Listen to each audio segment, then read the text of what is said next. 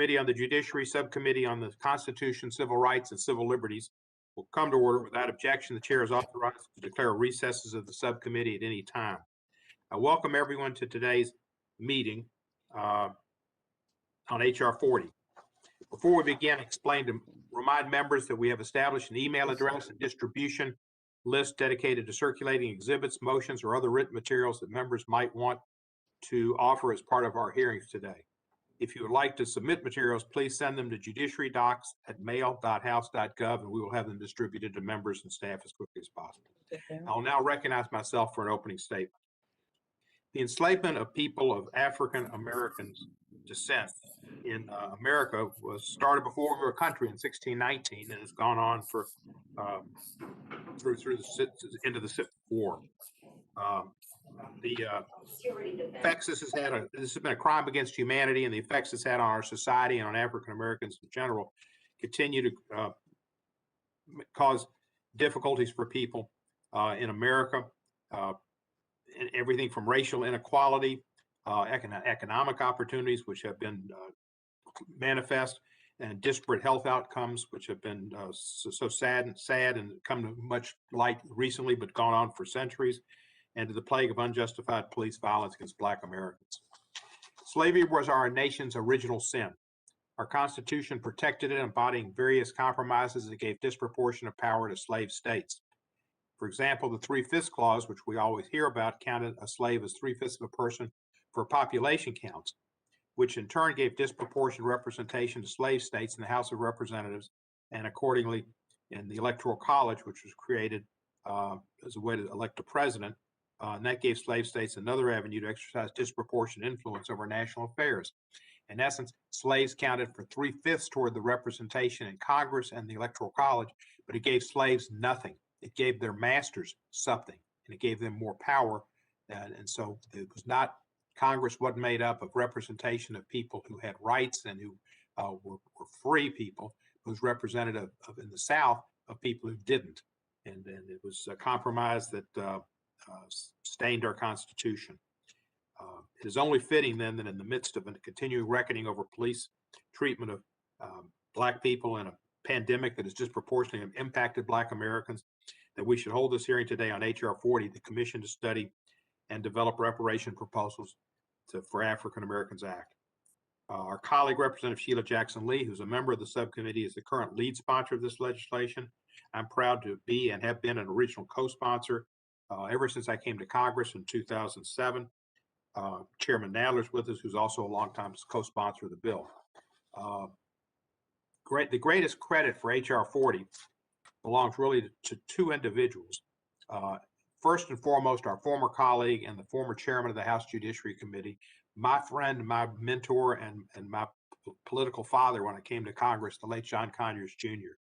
He first introduced this legislation over 30 years ago and reintroduced it every Congress thereafter until his retirement. He named it H.R. 40 for the promise that was given slaves after the Civil War for having 40 acres and a mule. And that's where H.R. 40 came from. John Conyers was a great man and a great leader, and it's properly remembered here today. The second individual most responsible for H.R. 40 is unfortunately one of the most despised characters in American history, John Wilkes Booth. You know, why John Wilkes Booth? Because when he assassinated Abraham Lincoln, that led to Andrew Johnson becoming the president of the United States, and President Johnson effectively rescinded the promise made by General William Tecumseh Sherman to former slaves that they would each be guaranteed that 40 acres of land and that mule, that each person they become free as free persons, a promise that colloquially referred to as 40 acres and a mule. That ended with the assassination of President Lincoln, and it really started off serious problems in our country and shortchanged the newly freed Americans.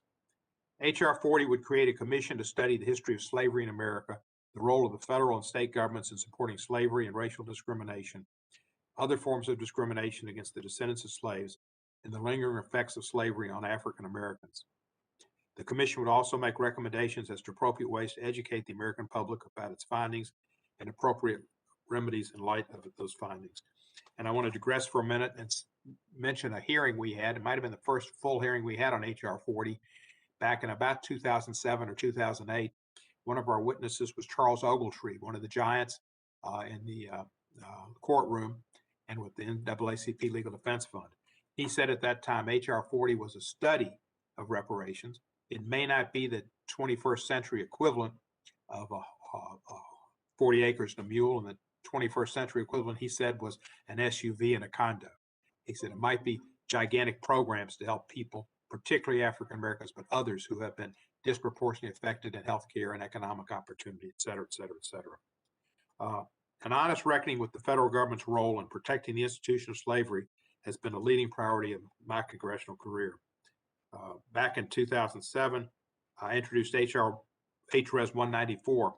That was my first year in Congress, an apology by the House of Representatives for its role in perpetuating both slavery and its noxious offspring, Jim Crow.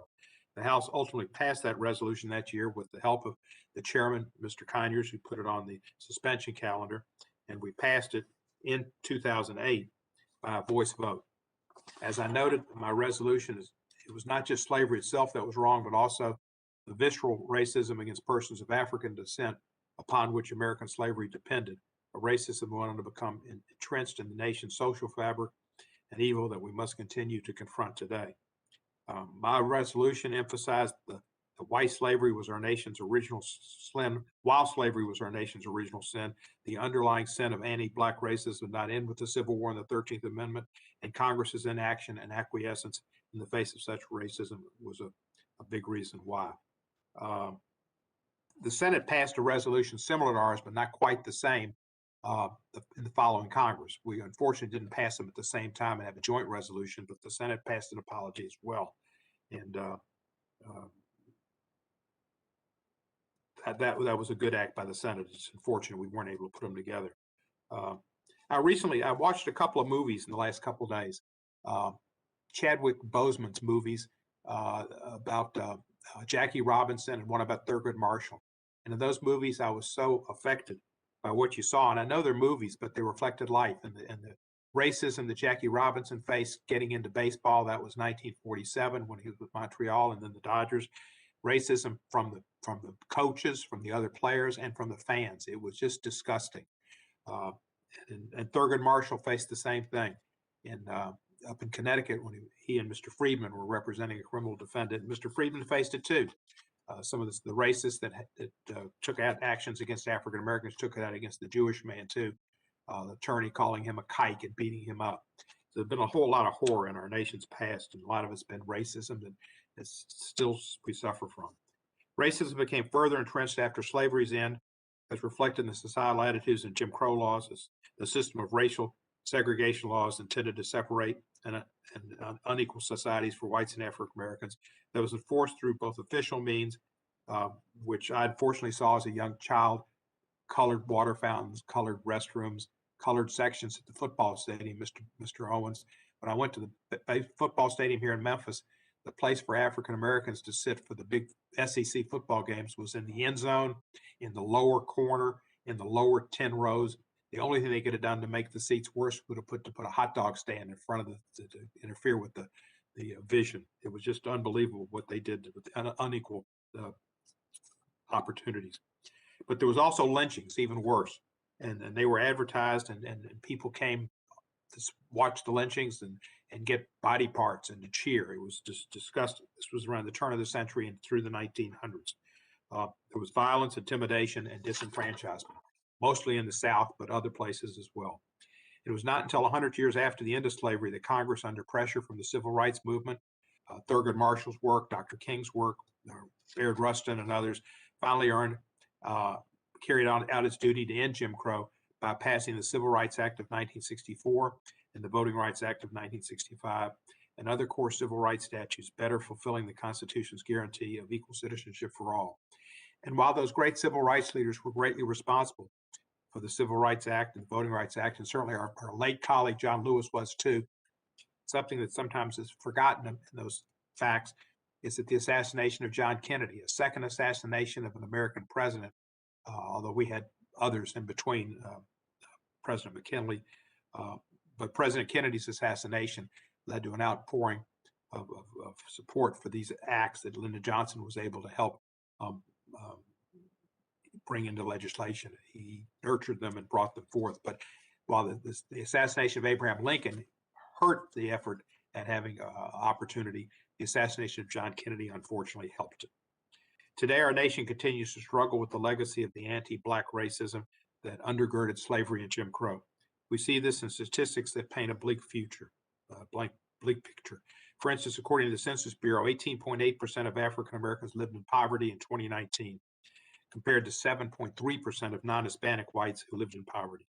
The Washington Post reported last year that in 2016, the net worth of African American households was $13,024, which was less than 10% of the $149,000 net worth of non-Hispanic white households.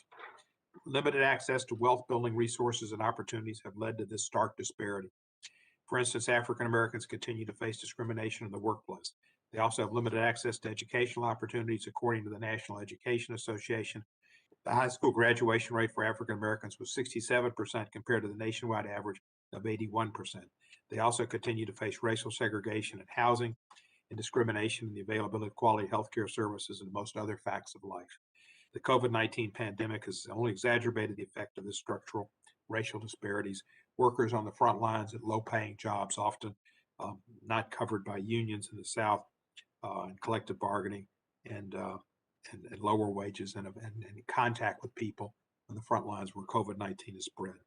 Enacting H.R. 40 would be an important step in finding effective long-term solutions to these problems, ones that can trace their origins to our nation's shameful history of slavery and anti-Black racism. Professor Ogletree of Harvard noted, as I've mentioned earlier, about the 40 acres and a mule, but he also put a focus on the poorest of the poor, including efforts to address comprehensively the problems of those who have not substantially benefited from integration or affirmative action. I hope our hearing today can lead to a fruitful conversation with the hope of achieving that goal. I thank our witnesses for being here today and look forward to their testimony. At this point in our hearing, we normally recognize the ranking member. The ranking member is Mr. Johnson, but today Mr. Burgess Owens, new member from the state of Utah, I believe will serve as ranking member, and I will recognize Mr. Owens for his opening statement. Thank you, Mr. Chairman. On June 19th, 2019, I was honored to testify before this committee as a witness for the hearing on the H.R. 40 and the path of restoration of justice. Little did I know that a little less than 2 years later, I would once again participate in this hearing of this subcommittee, this time as a member. I want to thank the ranking member Johnson for the honor of acting as ranking member for this hearing. And I want to once again thank Chairman Cohen, my fellow committee members and invited guests for this opportunity to share my story with you today. Before I share my story, let me emphasize 3 points to help guide us through our discussion. First, let me reiterate that slavery was and still is an evil, whether it be the 83-year history of our nation or prior 3,000-year history or the presence around the world today. Incompatible with American ideals, we purge the stain from our nation's soul at the cost of 600,000 American lives. I'm a product of that evil practice. My great-great-grandfather Silas arrived here in the belly of a slave ship, sold to the Burgess plantation. He escaped through the Underground Railroad and died a successful entrepreneur. Built the first Black church, elementary, purchased 102 acres of farmland that he paid off in 2 years. Second, reparations is not the way to right our country's wrong. What I propose later will be more lasting. Third, it is impractical and a non-starter for the United States government to pay reparations. It is also unfair and heartless to give Black Americans the hope that this is a reality. The reality is that Black American history is not one of a hapless, hopeless race oppressed by a more powerful white race. It is instead a history of millions of middle and wealthy class Black Americans throughout the early 20th century achieving their American dream. We're discussing this morning the theory of reparation. It's nothing new. It's been tried over the last 100 years, resulting in the misery and death of over 100 million men, women, and children.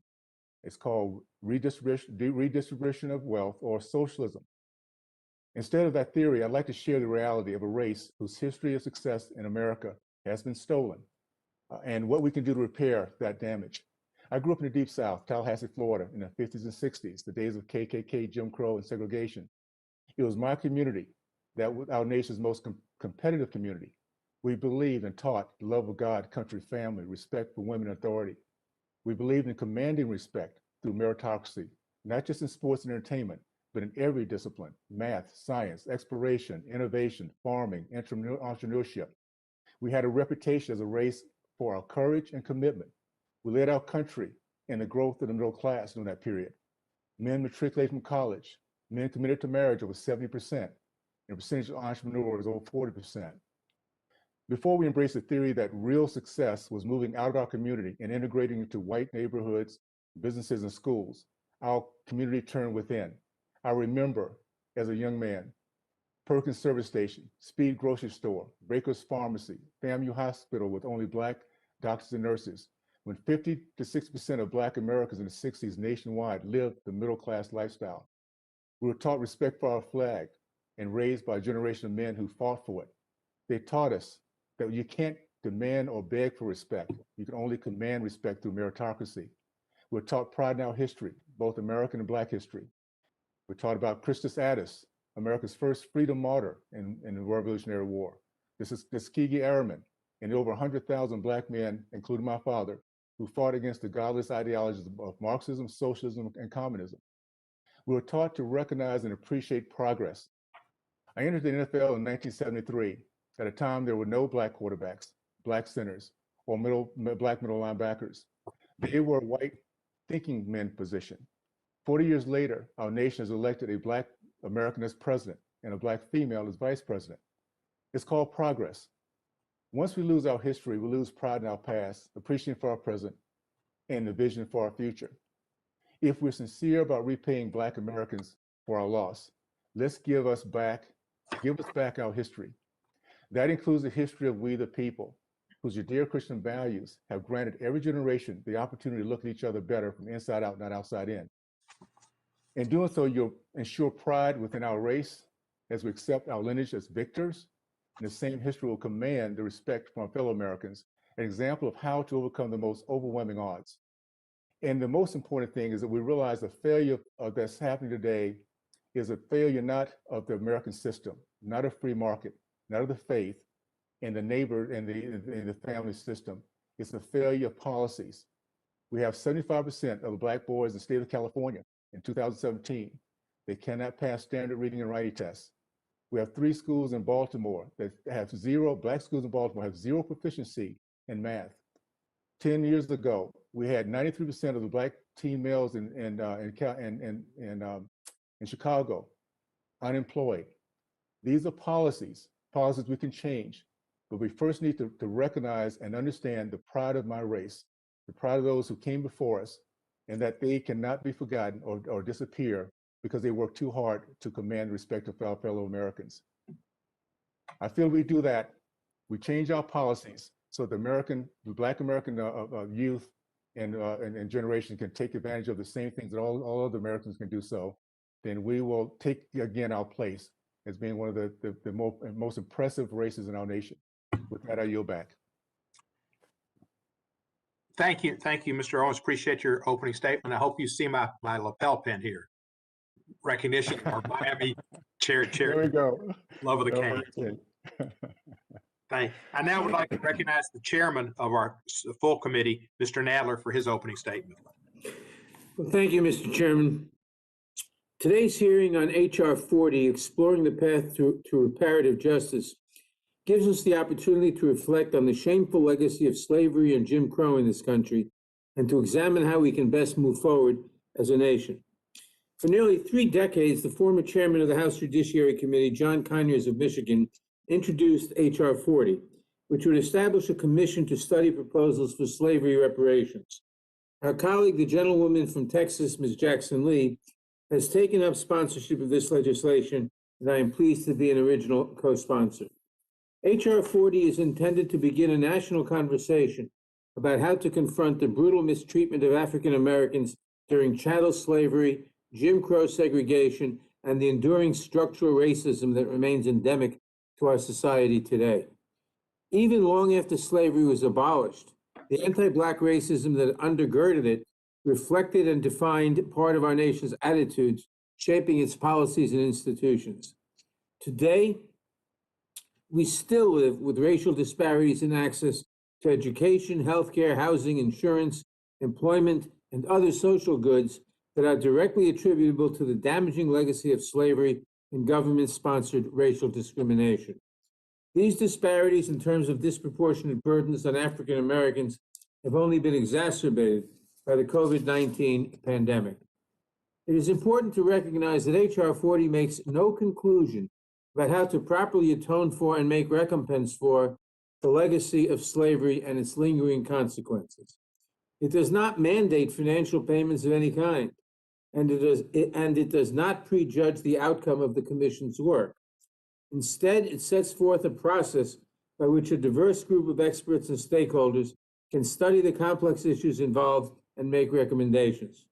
In fact, most serious reparations models that have been proposed to date have focused on reparative community-based programs of employment, healthcare, housing, and educational initiatives, righting wrongs that cannot be fixed with checks alone.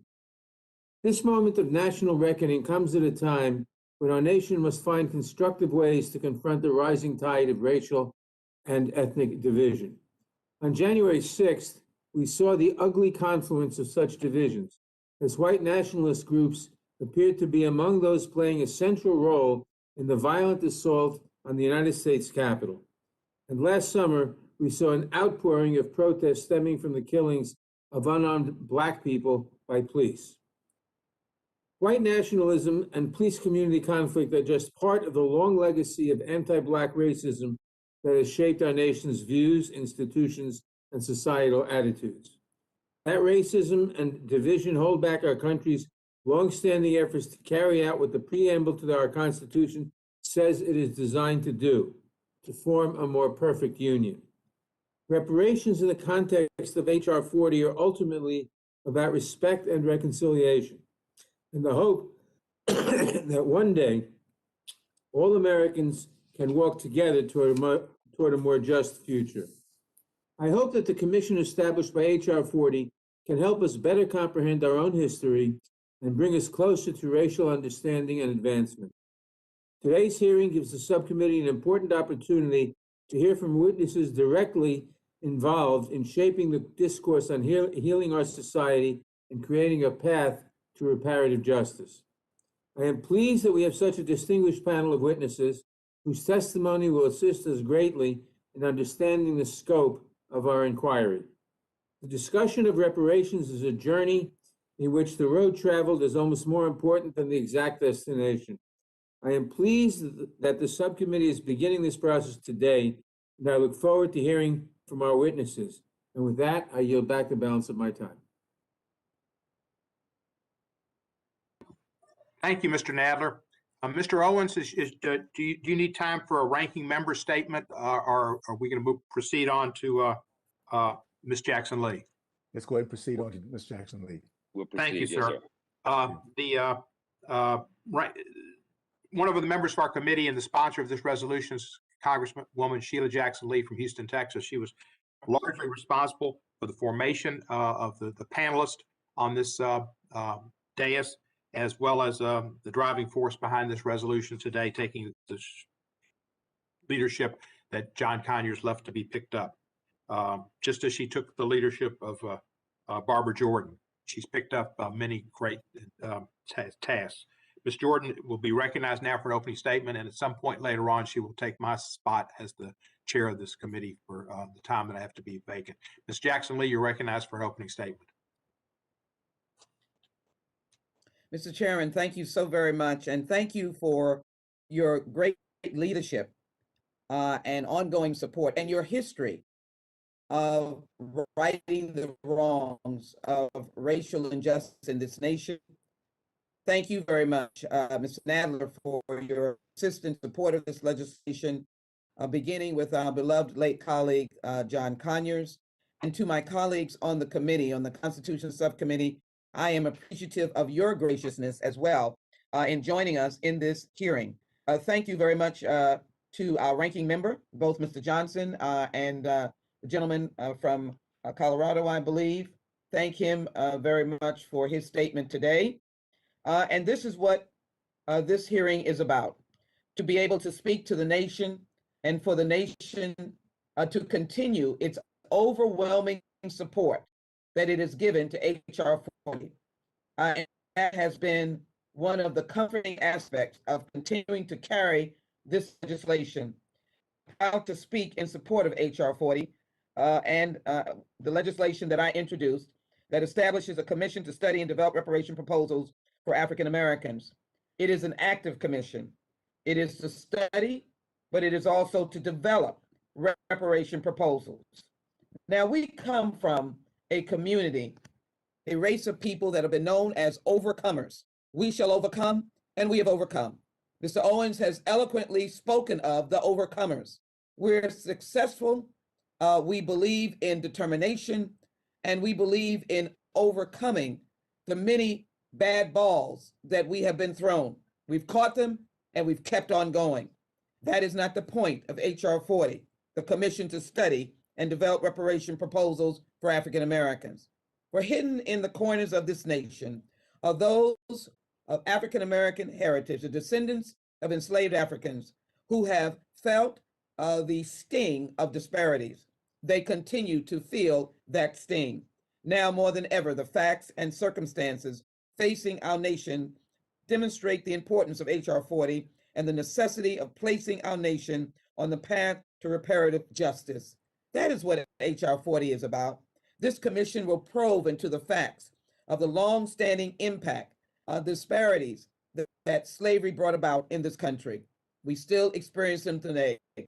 When this committee last met to discuss this legislation, we required 3 overflow rooms to contain the scholarship and the passion displayed in support of this bill. I'm very pleased to say that we have had over 170 co-sponsors, close to that now, and those members of Congress, I want to thank them personally because there are a wide perspective and spectrum of political views, from progressives to moderates to conservatives, coming from all regions of the United States, all racial backgrounds. That is America. That is what repair is all about, reparative justice. Since that time, we have seen a pandemic sweep the country, taking more than 500,000 souls in its wake and devastating the African American community. According to the latest estimates from the U.S. Centers for Disease Control, Black people get COVID-19 at a rate nearly 1.5 times higher than that of white people. They're hospitalized at a rate nearly 4 times higher than them and are 3 times as likely to die from the disease. We've seen it in our cities and our rural communities across America. Interestingly enough, a recent peer-reviewed study from Harvard Medical School suggests that reparations for African Americans could have cut COVID-19 transmission and infection rates both among Blacks and the population at large. Their analysis, based on Louisiana data, determined that if reparation proposals had been implemented before the COVID-19 pandemic, narrowing the wealth gap, COVID-19 transmission rates in the state's overall population could have been reduced by anywhere from 31 to 68%. Mr. Chairman, I ask unanimous consent to submit into the record the Harvard article. Without objection, it shall be Since our submitted. last hearing, we have also seen hundreds of thousands. Since our last hearing, we have also seen hundreds of thousands peacefully take to the streets in support of Black lives and accountability for law enforcement. Many of these protesters carried signs in support of H.R. 40 and made the important link between policing reform and the movement for reparative justice. Tragically, we have also witnessed insurrectionists attack this institution, brandishing symbols of division and intolerance that echo back to the darkest periods of our nation's history. Clearly, we require reckoning to restore national balance and unity. The government sanctioned slavery, and that is what we need, a reckoning, a healing, reparative justice. We need to bring our nation together. And this commission is really, it is no figment of your imagination. It is a commission that will be appointed by the majority leader of the United States Senate, the Speaker of the House, the President of the United States, a commission that will be funded for fact-based hearings, the opportunity for all people to be heard, and then, yes, a reparative healing of proposals to deal with the questions of the starkness of the life of African Americans in this country. Like our last hearing, the minority has selected 2 African American witnesses to speak against H.R. 40. That is their privilege. But we know that justice, facts, and that life that was led and continues to be led by African Americans is on our side. Their selection, however, fails to undermine the overwhelming support for this legislation and merely demonstrates the multiplicity of views within the Black community. I'd ask unanimous consent to submit into the record a message from the CARICON Reparations Commission on the occasion of the United States congressional hearings on H.R. 40, Bill 17, February 17, 2021. Mr. Chairman, I ask for that submission. Without the dissent, it's so granted. So entered. Thank you. I also ask Mr. Chairman thank you. And I also ask Mr. Chairman for, as I conclude, for the submission of the Why We Can't Wait letter, because the question that Dr. King asked is relevant today. Why we can't wait. It has been signed, Mr. Chairman, by more than 300 organizations from varying backgrounds, racial backgrounds, including Japanese Americans, rabbinical associations, individuals from the Diocese of the Episcopalians, the NAACP Urban League, and many others. As I conclude, I ask my colleagues to recognize that what we speak of today is based on the continuing impact of the brutality of slavery. And as I close, I need you to take a look at what I offered to put into the record. This was our life, the back of a beaten slave. This was our life into the 20th century, hangings of African Americans, men and women. This was our life. This was our life when we were in public display, brutalized. Our life was also the Tulsa riots, where 300 African Americans were buried in an unmarked grave. And so, Mr. Chairman, I ask unanimous consent for those pictures of lynching that continued into the 20th century and offer to say that I conclude my remarks by saying this is a potent and powerful hearing today, and I'm glad that we're responding to the majority of Americans who see the value in H.R. 40, the Commission to Study and Develop Reparation Proposals. I yield back, Mr. Chairman. I ask unanimous consent that the pictures be submitted into the record. Pardon me? Thank you, Ms. Jackson Lee. Those will be entered into the record. Without objection. Thank you. I yield back, Mr. Chairman. Thank you. Thank you, I look Ms. forward to Jackson hearing Lee. from the witnesses. Thank you. We will welcome our witnesses and thank you all of them for participating. There are 8 witnesses, 6 picked on the Democratic side and 2 on the Republican side.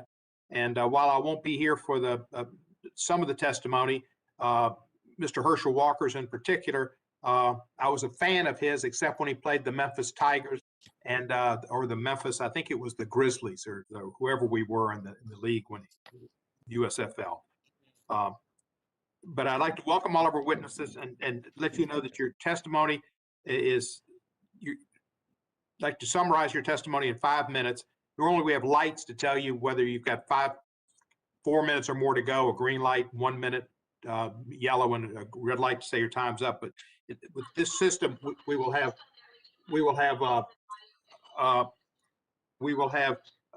timing on your screens to tell you how much time you have left, and please try to keep your statements to simply 5 minutes. All of our witnesses have a legal obligation to provide truthful testimony and answers to this subcommittee, and any false statement you make today may subject you to prosecution under Section 1001 of Title 18 of the United States Code. Also, I'd like to note that have scheduled testimony we had from former Congressman and Cabinet Secretary Norman Mineta. Unfortunately, we were informed yesterday that he is very ill, not able to participate today. I wish him a full and speedy recovery. Our first witness is Shirley Weber. She is a California Secretary of State, position she has held since December of 2020, a newbie. She previously served as a member of the California State Assembly, representing the 79th Assembly District, including portions of San Diego, after having been elected in 2012. Before that, she served on the San Diego Board of Education as a professor of African American Studies at San Diego State University.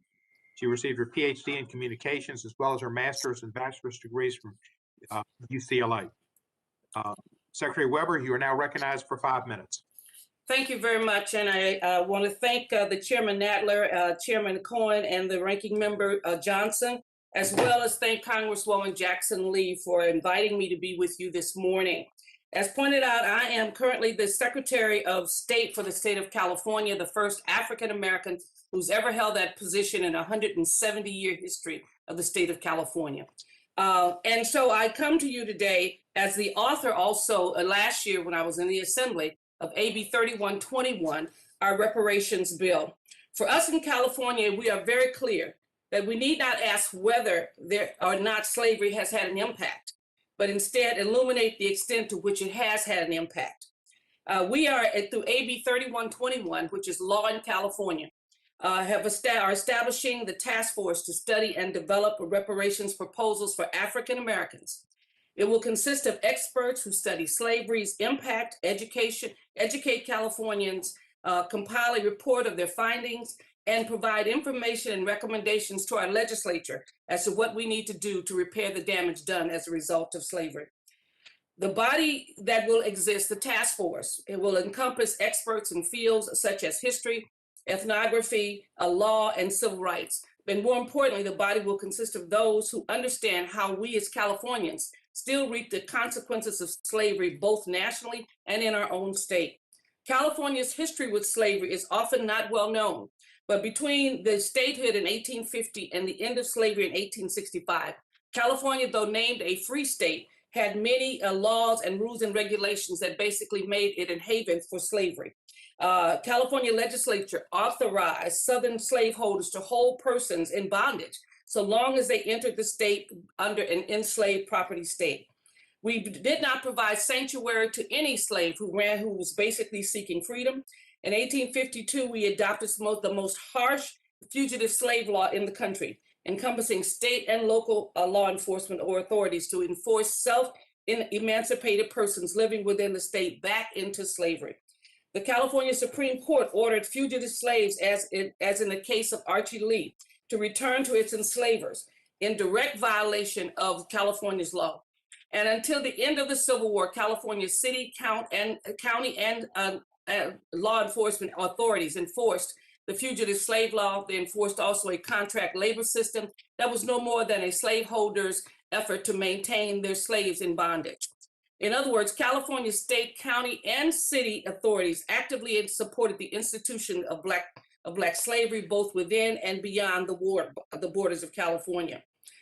So this history is often not a part of California's lore, that we somehow or another believe that California was this free state and had no discrimination that existed in the state of California. But it should be noted not only that every attempt that has been made by African Americans to attain wealth that was enjoyed by others has been met with violence in this nation. Not only involved the Black Wall Street in Oklahoma, but also the Allensworth story in California. We have not only taken away the good part, that African Americans had started, but the campaign of terror met by African Americans has tactics such as fear-mongering, lynchings, discriminatory voting laws, lower wages, denied home ownership, and these tactics have led to inequalities and the reality in California. According to Governor Newsom in 2020 State of Black California, that we make up only 8% of California's population, yet we make up 43% of the homeless population in California. We also make up only 5.6% of the male population of California, yet we make up 28% of those who are incarcerated, Black men who are incarcerated. So the recent population and also shows us by any indication that African-American children, despite the fact that they have been in California for many years, continue to perform at the lowest level that's possible. And of course, COVID has emphasized to all of us, the COVID-19, just the disparities that exist in California in terms of the deaths and the health system that has failed us all. In sum, the age of enslavement, both in California and across the nation, birthed a legacy of racial harm and inequality that continues to impact the conditions of Black life in California. People have suffered various injuries and losses through the malicious culpability, negligence, and conduct of others that have the right to, and we have the right to redress. Interestingly enough, we have had reparations in many areas throughout in California in this nation, and yet none have felt the need to provide it for African Americans. The task force is currently being established. We hope that the recommendations that will come forth will be recommendations that will begin to repair the damage done to us in California. By no means does this mean that there should not be federal reparations in any sense. The law clearly states that. But out of all due respect, Californians can no longer wait for the national government to do its job. We believe that we must do what is necessary for Californians and be an example of what can happen in this nation when there is serious discussions and research done on African Americans and the impact of slavery. We hope that the nation will join California in forming a task force to be able to address the issue of reparations and the damage that has been done and continues to be done as a result of engagement in slavery. Thank you so very much.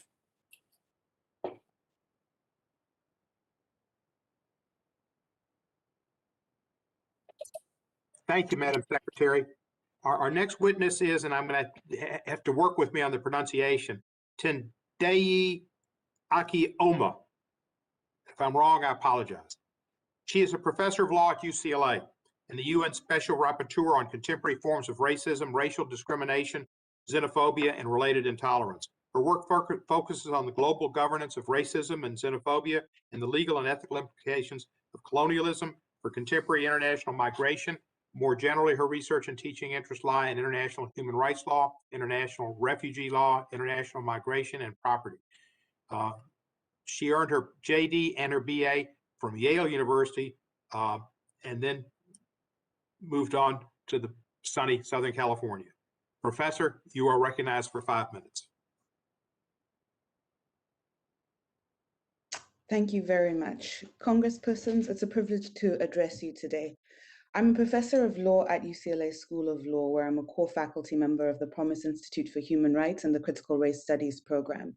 And my areas of expertise include international human rights law and the global governance of racism. I'm also the United Nations Special Rapporteur on contemporary forms of racism, racial discrimination, xenophobia, and related intolerance. In this role, I'm an independent expert who's appointed to provide counsel to UN member states regarding, among other things, the meaning of their obligations under international human rights law to combat racism, racial discrimination, and to promote racial equality. My testimony today is drawn to a great extent from a report I presented to the United Nations General Assembly in 2019 on the urgency of reparations for racial discrimination rooted in transatlantic slavery and colonialism. International law recognizes reparations as necessary for rectifying wrongful acts and providing accountability for human rights violations. Within the international legal system, reparations entail a specific framework and responses, which I describe in full in my written testimony. But briefly, within the system, reparations are defined broadly to require restitution, compensation, satisfaction, rehabilitation, and guarantees of non-repetition. Popular conceptions of reparations are often fairly narrow, focusing only on financial compensation. But by contrast, the international system places emphasis on a more comprehensive approach, according to which financial compensation may certainly be necessary but not sufficient. Other required measures may include transforming the political, economic, and social institutions and mechanisms for disclosing truth and restoring dignity for those subject to racial subordination resulting from legacies of enslavement. Notably, general measures such as social welfare programs that benefit racially subordinated groups, including people of African descent, that are pursued in the ordinary conduct of government are not a substitute for reparations. Fulfillment of state reparative responsibilities requires tailored interventions that are rooted in acknowledgement of the underlying harm of violations these interventions seek to remedy. In the context of racial discrimination rooted in slavery, reparations address two sets of human rights. First, the historic racial injustices of slavery that remain largely unaccounted for today. And second, the contemporary racially discriminatory effects of structures of inequality and subordination that have resulted from failures to redress the racism of slavery and of colonialism. There's broad consensus in the international community that the abolition of the transatlantic slave trade and slavery in general did not terminate the racially discriminatory structures built by those practices. And the consensus is that transatlantic slavery and colonialism remain among the root causes of racism, racial discrimination, xenophobia, and related intolerance against Africans and people of African descent. As a result, In addition to implicating individual wrongful acts in the past, reparations for slavery implicate entire legal, economic, social, and political structures that enabled slavery and which continue to sustain racial discrimination and inequality today. This means that the urgent project of providing reparations for slavery requires governments not only to fulfill remedial obligations resulting from specific historic wrongful acts, but also to transform contemporary structures of racial injustice and of inequality and discrimination that are the product of centuries of slavery. National commissions, such as those proposed by HR 40, are well positioned to tailor recommendations to the specific legal contexts which sustain racial inequality. In the United States, the history of transatlantic slavery has left an indelible mark. The continued presence of racism, racial discrimination, ideologies of racial superiority in US legal, political, social, and economic structures underscores the interconnection between the historical wrongs of slavery and contemporary injustices. I've joined other UN experts in noting that reparations are not just useful mechanisms for fulfilling moral or political obligations. Rather, reparations for slavery are an integral part of fulfilling the international legal mandate to eliminate racial discrimination. The United States is not exempt from these responsibilities, and HR 40 would represent important progress in fulfilling its obligations under international law. Reparations for racial discrimination rooted in the transatlantic slave trade have proven controversial in the countries that bear the greatest responsibility for the associated violation. In cases where states have pursued reparations for slavery and colonialism, they have done so in racially discriminatory ways. Notable historical examples exist where whites who have profited and benefited for the most from chattel slavery and colonialism received monetary compensation, while non-whites in their nations were partially or wholly left without redress. The Reparations Commission proposed by HR 40 presents an opportunity for the United States to show international leadership on what can be achieved when sufficient political will exists to remedy historic and persisting racial injustice associated with the enslavement of people of African descent. Among the most significant barriers to the pursuit of reparations for people of African descent in the United States and elsewhere is the absence of comprehensive accounting of the harms of slavery, and the Reparations Commission would provide the foundation for this accounting. Thank you very much. Thank you very much, Professor. I appreciate your lifelong studies and your work and your passion and your participation. Our next witness is Kathy Masoka. Ms. Masoka is co-chair of NAACP for Civil Rights and Redress. Since 1971, she's worked on youth, workers, housing, and redress issues in the Little Tokyo section of Los Angeles. She's a graduate of University of California, Berkeley. Ms. So how's my voice? Good. Sir, you're recognized. Ms. Masoka? Yes. Thank Good you. morning. Good morning, Chairperson, Ranking Member of the Committee, and members of the committee. The NAACP for Civil Rights and Redress, NCRR, and NAACP Progressives supports HR 40 and the Black community's demand for reparations because 1, it is the right thing to do, 2, it is long overdue, and 3, because we know it is possible. We won reparations in 1988, but Japanese Americans were not the first to make that demand. The Black community has long demanded reparations. In 1963, Queen Mother Audley Moore, the mother of modern-day reparations movement, launched a campaign claiming back pay for descendants of enslaved peoples, as well as job quotas and training.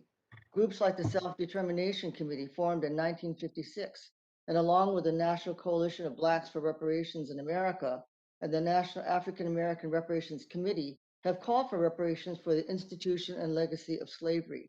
And HR 40, as you know, has a long history thanks to the late Congressman John Conyers. Even before the Civil War and since emancipation, individual Black Americans fought for and won limited reparations. Our community's demand for reparations did not arise by itself, but was inspired by the Black community's fight for civil and equal rights in housing, education, and more. Their sacrifices and leadership opened the doors for us and gave us the strength to demand redress and reparations from the US government. We have to acknowledge the generous support of many Black groups and individuals who supported us in our campaign for redress, like Congressman Mervyn Dimely, who authored a Japanese American Redress Bill in 1982, Representative Ron Dellums, who spoke in support of the bill, and the Black Congressional Caucus, and many others, including then California Assemblywoman Maxine Waters and the Reverend Jesse Jackson. H.R. 40 is an important first step towards reparations for the Black community. In 1981, when the Commission on Wartime Relocation and Internment of Civilians, the CWRIC, a commission to study if a wrong had been committed, was first proposed, many of us, including me, were against it, angry that the injustice of the concentration camps was even a question. But we soon understood that this was an opportunity for many former incarcerees to speak out about their feelings and experiences they had held inside for 40 years. So the community swung into action to mobilize testifiers for the hearings. NCRR played a key role in organizing grassroots support within the Japanese American community, insisting that former incarcerees speak at the hearings instead of just having experts or academics testify. Many of the Sansei, third-generation Japanese Americans like myself and children of the incarcerees organized this effort. We heard anger, sadness, pain, and strength as we listened to stories we had never heard before. None of us could stop listening. It was an opportunity to begin the healing process for our elders, ourselves, and for the entire community. More importantly, it was a chance for those incarcerated to express their own demands for income and freedoms lost, for babies who had died, for dignity taken away, and much more. The hearings brought our Issei, Nisei, and Sansei, first, second, and third generations together to build a grassroots campaign, educate others about the incarceration, and reach out to other communities to win reparations. Moreover, the hearings solidified our determination to hold our government accountable and to continue the campaign no matter how long it took. We saw individual reparations as a just accounting and not as a handout. Similarly, H.R. 40 is an opportunity for all of us to learn about the institution and legacy of slavery and its destructive impact that continues today on the Black community. This is a chance for many Black voices to be heard and for the Black community to express what kind of reparations it is owed. What we must do is listen and learn from these stories, from broader historical context to the most personal testimonies of pain, trauma, and generational struggle. It was important for Japanese Americans to determine our own path toward redress and reparations, and we fully stand behind the Black community as they determine their own path forward. There is no dispute that the wealth of this country was built on the stolen lands of the indigenous people and on the free slave labor of Black people. In other words, reparations are owed to Black people and to the indigenous people as guided by their communities. The Movement for Black Lives Toolkit talks about reparations being owed in a manner and form to be determined by Black people themselves. It must take as many forms as necessary to equitably address the many forms of injury caused by the institution and legacy of slavery. H.R. 40 is a necessary first step towards justice. It's the first step towards healing. Thank you very much. Thank you, Ms. Masoka. I appreciate your testimony and your relating the experiences of Japanese Americans and African Americans. Our next witness is Mr. Herschel Walker. Mr. Walker is a former professional football player, college football player, athlete in general. He played college football at the University of Georgia, and he won the 1982 Heisman Trophy. During his professional football career that began in the United States Football League with the New Jersey Jets, he played for the Dallas Cowboys, the NFL, the Vikings, the New York Giants, football Giants, and the Philadelphia Eagles. He also competed in the 1992 Winter Olympics as a bobsledder and has competed as a mixed martial artist. He was a supporter of President Trump in 2016 and 2020, spoke at the 2020 Republican National Convention. He holds a Bachelor of Science degree in Criminal Justice Studies from the University of Georgia. Mr. Walker, you'll be recognized for 5 minutes, and at this point, I need to go to the Natural Resources Committee for our organizational meeting. And Ms. Jackson Lee, if you're there, if you would take the chair for Mr. Walker's testimony and until I can return. Ms. Jackson Lee? Yes, sir, Mr. Chairman. You're recognized. Mr. Walker's been recognized, and you are now the acting chair. Thank you, ma'am. Mr. Chairman, I can't thank you enough for your stupendous leadership and friendship. We will do this together. And again, thank you for your history on all of this. Glad to work with you and Chairman Nadler. I just wanted to interject that as you move to your other committee. And I'm delighted to listen to Mr. Walker. Thank you. Thank you. Mr. Walker, you're recognized. Okay. Chairman and ranking members, I thank you for this opportunity to speak on reparation, which has been spoken about many times over my lifetime, but over the past year has become a hot topic. I asked the question, why? There's been many surveys show that a large percentage of Black and white teens would say racism is better today than yesterday. We use Black power to create white guilt. My approach is biblical. How can I ask my Heavenly Father to forgive me if I can't forgive my brother? I never want to put anyone's religion down, but my religion teach togetherness. Reparation teach separation. Slavery ended over 130 years ago. I'm back. How can a father be asked his son to spend prison time for a crime he committed? In the case we speak of, we're researching farther back in history, a history many are not taught or spoken about in school. America is the greatest country in the world to me, a melting pot of a lot of great races, a lot of great minds that have come together with different ideas to make America the greatest country on earth. Many have died trying to get into America. No one is dying trying to get out. Reparation, where would the money come from? Does it come for all the other races except the Black taxpayers? Who is Black? What percentage of Black must you be to receive reparation? Do you go to 23andMe or a DNA test to determine the percentage of Blackness? Some American ancestors just came to this country 80 years ago. Their ancestor wasn't even here during slavery. Some Black immigrants weren't here during slavery, nor their ancestors. Some states didn't even have slavery. We as Black Americans have always wanted what the Constitution stated, all men, Black, white, and today Latino, Asian, Italian, etc., should be guaranteed the alienability rights of life, freedom, and the pursuit of happiness. Years later, after slavery ended, Dr. King, I Have a Dream speech, said, the signing of the Emancipation Proclamation was a great beacon of light, but hundreds of years later, we're still not free because of segregation and discrimination. Today, I call that reparation. I asked my mom, who is in her mid-80s, her thought on reparation. Her words, I do not believe in reparation. Who is the money going to go to?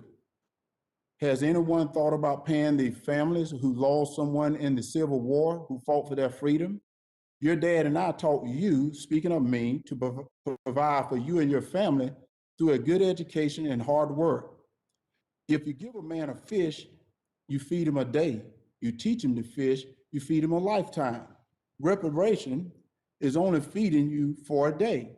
It's removing the sign of for whites only, replacing the sign for no education here. Black America is asking for a hand up, not a handout. Another big question, who is the guilty party? Should we start at the beginning where African Americans sold the African American ancestors into slavery and to a slave trader who eventually sold the African American ancestors to slave owners?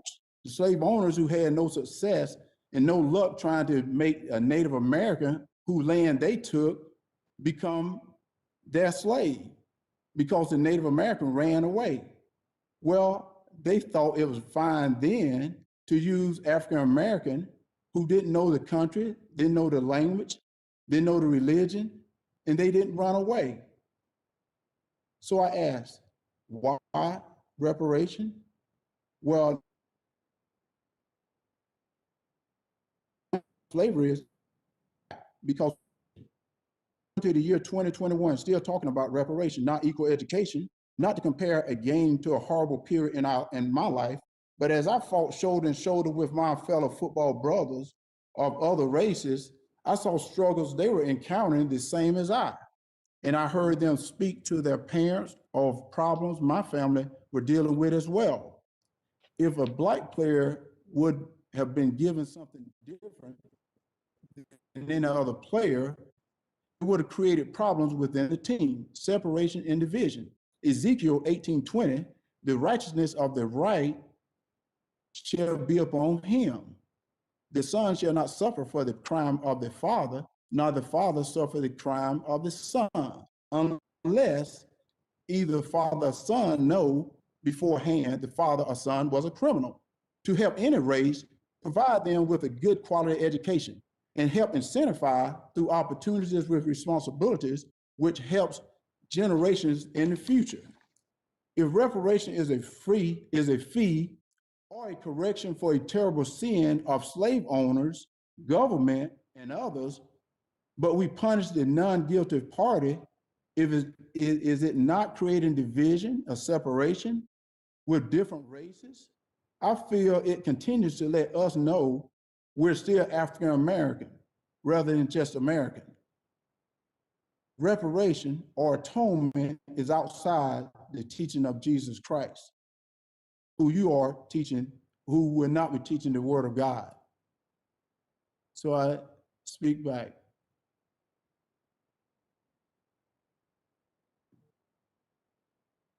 Thank you very much, Mr. Walker, for your testimony. I'm delighted to now be able to introduce our next witness, is Mr. Cam Howard. Mr. Howard is the male co-chair of the National Coalition of Blacks for Reparations in America, or NCOBRA. If I might, NCOBRA is a founding father and mother of the effort and the mission of HR 40, working early on with the late Dean of the United States Congress, John Conyers, and continuing to work with over 300 organizations that are now standing very effectively in support of HR 40. And NCOBRA is a mass-based coalition of organizations and individuals organized for the sole purpose of obtaining reparations for persons of African descent in the United States. He is a Chicago businessman and real estate investor and a longtime activist on the issue of reparations and reparative justice. I think it is important to take note of the fact that Mr. Howard is a businessman, an investor, but he's also someone who understands pulling yourself up by the bootstraps works when you have boots. In 2015, as a member of the National African American Reparations Commission, he led a team to revise HR 40, and in June of 2020, he successfully led the work to pass the City of Chicago Subcommittee on Reparations. He has lived it, he has been successful, and he understands that the nation now needs HR 40. Mr. Howard, you're recognized for 5 minutes. Thank you very much.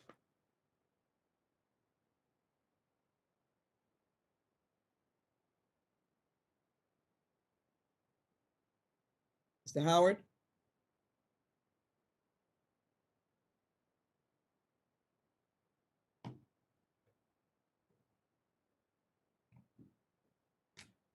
I'll give Mr. Howard one more minute, one more moment, and then we'll go with our next witness, and we'll bring Mr. Howard back in a moment.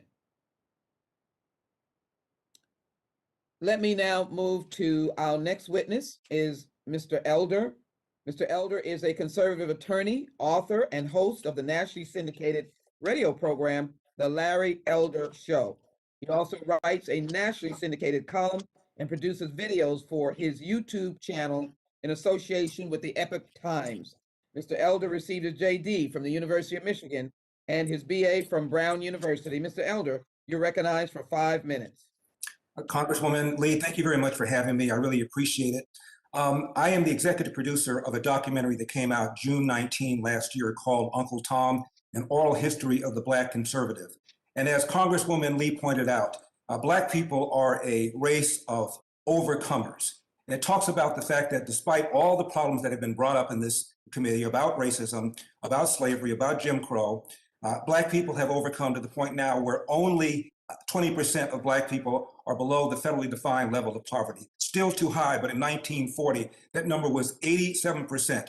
And 20 years later, that number had been reduced to 47%, a 40-point drop in 20 years. That is the greatest 20-year period of economic expansion for the history of Black Americans. And notably, they came before the Brown versus Board of Education decision. They came before the Civil Rights Bills of 1964, 1965. Despite all of this racism, all of this prejudice, Black people still overcame. I also find it ironic we're having this hearing 13 years after we elected and then re-elected the first Black president of the United States. I'm old school. I still get the newspapers thrown to my house. And the day that Obama got elected, I got the New York Times and the LA Times thrown to my home. And on the front pages of both those newspapers, there were colored pictures of Black parents hugging their kids, crying, saying things like, now I can say for the first time truly that if you work hard, you can be anything you want to be. In 1997, Time Magazine and CNN did a broad survey of Black teens and white teens and asked both of them whether or not racism was a major problem in America. And both of them said yes, not too surprisingly. But then Black teens were asked the following question: is racism a big problem, a small problem, or no problem in your own daily life? 89% of Black teens in 1997 said racism was a small problem or no problem in my own daily life. In fact, twice as many Black teens as white teens said failure to take advantage of available opportunities is a bigger problem than racism, end of quote. And that again was 23 years ago before Obama got elected, let alone reelected. Speaking of Obama, 2007, he ran for presidency. His rival for the Democratic side was Hillary Clinton. And on the Republican side, the two rivals, primary rivals, were John McCain and Mitt Romney. Gallup asked whether or not Americans would not vote for a Black person, referring to Obama, would not vote for a woman, referring to Hillary Clinton, would not vote for a Mormon, referring to Mitt Romney, would not vote for a person as old as John McCain would be, 72 years old. And what Gallup found is 5% of Americans said they would not under any circumstances vote for a Black person. 11% said they would not under any circumstances vote for a female. 24% said they would not vote for a Mormon. 42% said they would not vote for a person who would be 72 years old when he became president, which would have been the case had John McCain been elected. In other words, Obama as a Black person had a smaller barrier than these three white politicians. So having this conversation right now when racism has never been a less significant problem in America, to me, is mind-boggling. Right now, Congress is 12% Black, which is roughly the percentage of Blacks in America. In 1964, Martin Luther King gave an interview to the BBC. And he said he was surprised at the changes that have taken place in America in recent years. And he believed that a Black person could become president in 40 years' time, or maybe even less. That's roughly around the time when Obama became president.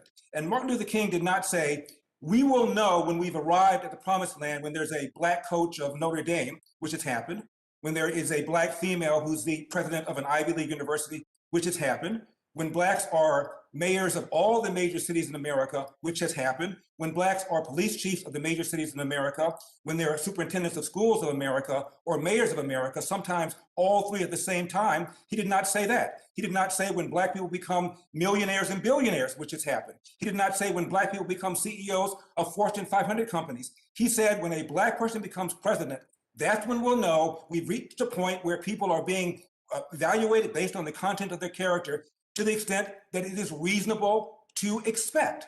And the idea that slavery built America is belied by the fact that at one time, Virginia was the most populous and wealthiest state in the Union, but within a couple of generations, it had fallen behind states in the North because the South depended upon slavery, which impoverished the South relative to the North, which is primarily why the North won the election.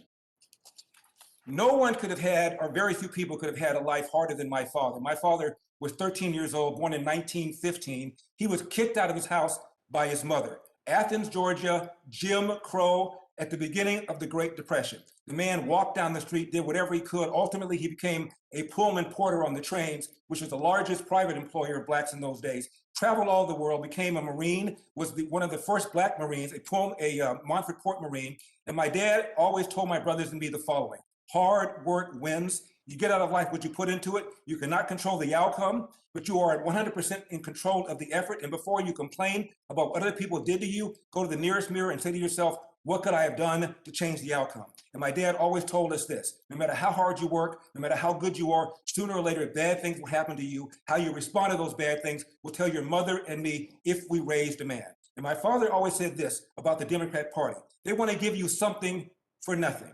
And when you try and get something for nothing, you almost always end up getting nothing for something. Thank you very much for taking the time. I appreciate it.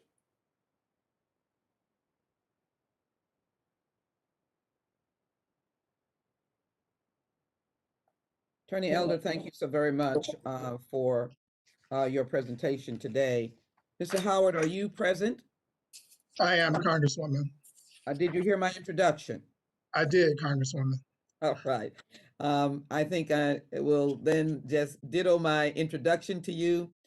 Thank you so very much for this longstanding commitment, and I will yield now to you. You are recognized for 5 minutes. Thank you very much. Thank you, Congresswoman Sheila Jackson Lee, for your strong leadership on this legislation. And COBRA would also like to thank the many congressional co-sponsors of the Black Caucus, the Asian Caucus, the Hispanic Caucus, and the Progressive Caucus. I am honored for this opportunity to testify before the members of the House Judiciary Committee on the subject of H.R. 40, exploring the path to reparative justice in America.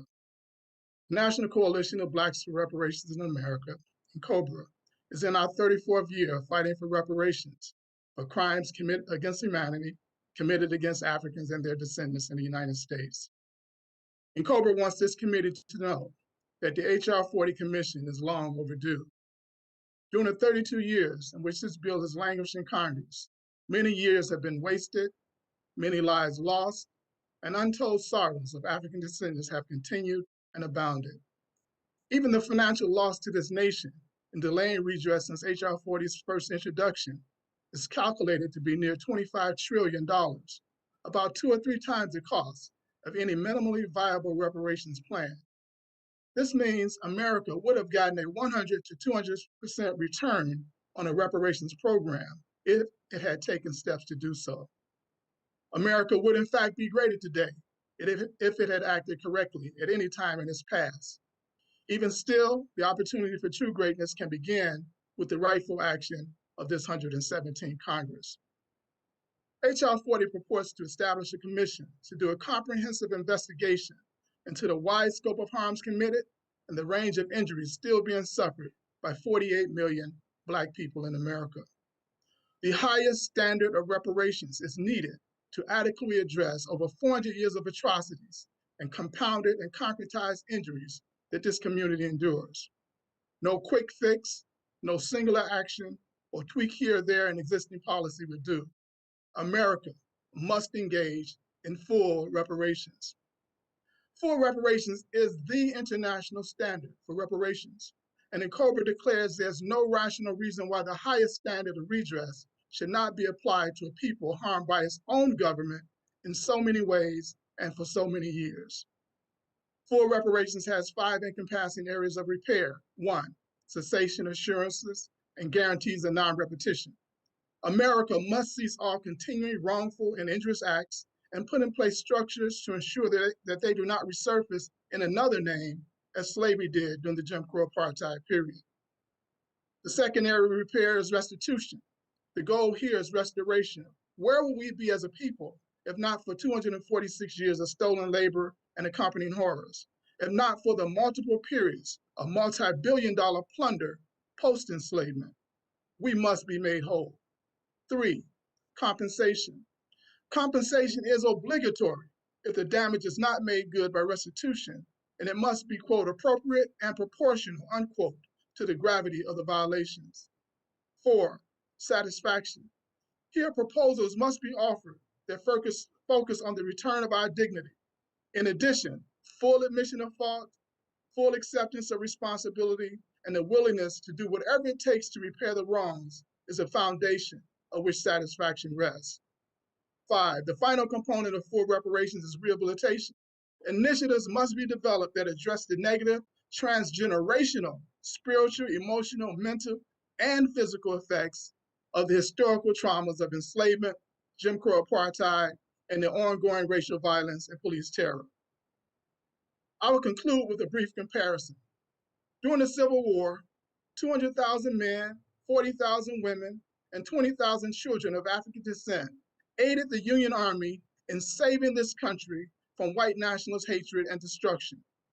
Afterwards, a very grateful president and Congress quickly acted to reward their service with previously denied acts of justice, issuing Special Field Order Number 15, granting 40 acres and a mule, and passing strong civil rights legislation and 3 constitutional amendments. Fast forward to November of last year. As the acts of January 6th proved, Blacks without overwhelming vote for the Democratic Party again helped save America from white nationalist hatred and destruction. It is now time for this 117th Congress to be as justice rendering as the Reconstruction Congresses. Passing H.R. 40 on the way to full reparations is how. A Luda Continua, Pomoja, and Billy Shaka, Asante Sana, the struggle continues. Together we will be victorious. Many thanks to this committee. Mr. Howard, thank you for that very powerful testimony. I'm delighted now to yield to our next witness, who is Dryzen Heath. Ms. Heath is Assistant Research and Advocate with the U.S. Program of Human Rights Watch, the leading domestic research and advocacy on reparations and reparative justice, as well as human rights around the world.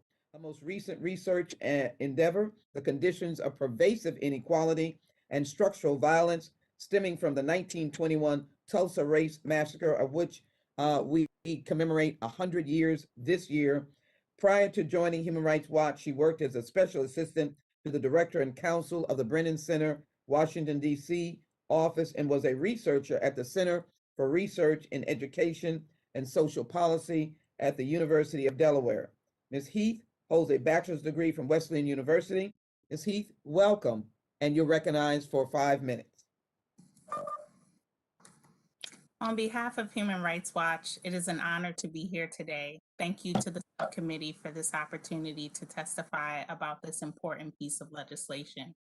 I am Dryzen Heath, a researcher and advocate on racial justice issues within the U.S. program at Human Rights Watch, an international organization that investigates human rights violations in over 90 countries around the world, including in the United States. The concept of reparations is well established in international human rights law. At its core is the idea that economic and social conditions cannot improve without addressing and repairing harm. The U.S. has never fully or properly reckoned with the gross human rights violation of chattel slavery and the post-emancipation racist policies that continue to impact Black people in the U.S. today. If racial justice is ever to be achieved, repair needs to be a part of the equation. Chattel slavery was national policy, reducing humans to the status of property, subjecting them to horrific violence and unspeakable cruelty, while simultaneously exploiting them through forced labor that laid the foundation for the U.S. global economy as we know it today. The harms of enslavement range from mass death to routine torture and sexual violence, to deprivation of education, food, medical care, and sanitation. The trauma of such harms have been passed down generationally. Post-emancipation promises of restitution in the form of 40 acres and a mule were broken. Coercive discriminatory federal policies created by the New Deal and run through the Department of Agriculture helped to transfer much of the land Black farmers were still somehow able to obtain after slavery to white people, leading to Black farmers being dispossessed from roughly 90% of their land. In the 19th and 20th centuries, Black codes and Jim Crow laws denied Black people the right to vote, serve on juries, allowed them to be exploited for cheap labor, and excluded them from nearly every aspect of daily life, reinforcing white cultural, political, and economic power, and perpetuating and deepening racial inequalities. The KKK, white paramilitary groups, and other white people, some deputized by law enforcement, terrorized Black people. In 1921, for example, a white mob burned down the prosperous Greenwood district in Tulsa, Oklahoma, then known as Black Wall Street, killing hundreds of people. The government didn't provide reparations or help rebuild. They placed obstacles in the way of their rebuilding, setting generations of Black Tulsans back in countless ways, including economically and socially today. And the Tulsa Race Massacre was just one. of the many incidents of racial violence carried out by similar white mobs throughout the country between 1877 and 1950. The Equal Justice Initiative documented 4,300 terror lynchings during this period. In the 21st century alone, the federal government redlined many Black neighborhoods as high risk for lenders, making it virtually impossible for Black people to get home loans. Urban renewal programs tore down blighted areas, primarily low income and communities of color, displacing hundreds of thousands of families in the process. And federally financed highway systems destroyed Black neighborhoods. All of these policies contributed to institutional racism and the creation of present-day economic, education, employment, housing, food, sanitation, and health inequities. We've seen firsthand the disproportionate impact of COVID-19 on communities of color, leading to more suffering and death. Black people continue to be police arrested and jailed at rates vastly disproportionate to their numbers. For example, making up 40% of those incarcerated, but only 13% of the overall population. In this way, our policing and criminal legal systems maintain unequal power structures created and dominated by white people, preserving white supremacy. The failure to provide full acknowledgement and repair has clearly worsened injuries in the Black community. How can a nation truly heal if it takes no action towards acknowledging the full scope of pain and dressing the punctured wounds of racism? The US government has created commissions in the past, like the one proposed by HR 40, to document and remedy violations. Rather than asking why at this stage, Congress should be asking how. How can we provide comprehensive repair for our grave and systemic failures connected to slavery? And what steps must we take to get there? I urge Congress to account for and repair systemic racism rather than to ignore it and embody it. We are at a defining moment in US history, and reparative justice for the legacy of slavery demands facing the fierce urgency of now. Thank you.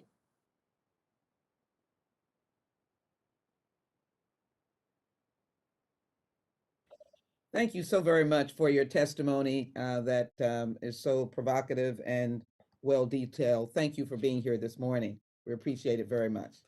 I'm delighted now to introduce our last witness, and that is Mr. Hillary O. Shelton. Mr. Shelton is director of the NAACP's Washington Bureau and its senior vice president for advocacy and policy. The question would be, who does not know Mr. Hillary O. Shelton as relates to the fight for civil rights for decades? His calming voice, his beliefs and values have been of great value to those of us in the United States Congress, to the NAACP and the nation. Mr. Shelton is responsible for advocating the federal public policy issue agenda of the oldest, largest, and most widely recognized civil rights organization in the United States.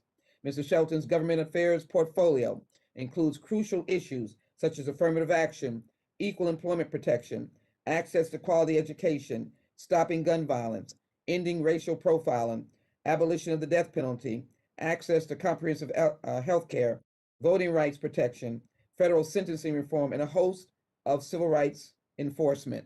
He has been a major force and support of information as we went through the George Floyd Justice and Policing Act, and as well, his knowledge of HR 40 has been both assisting and informative in the work and research of this committee.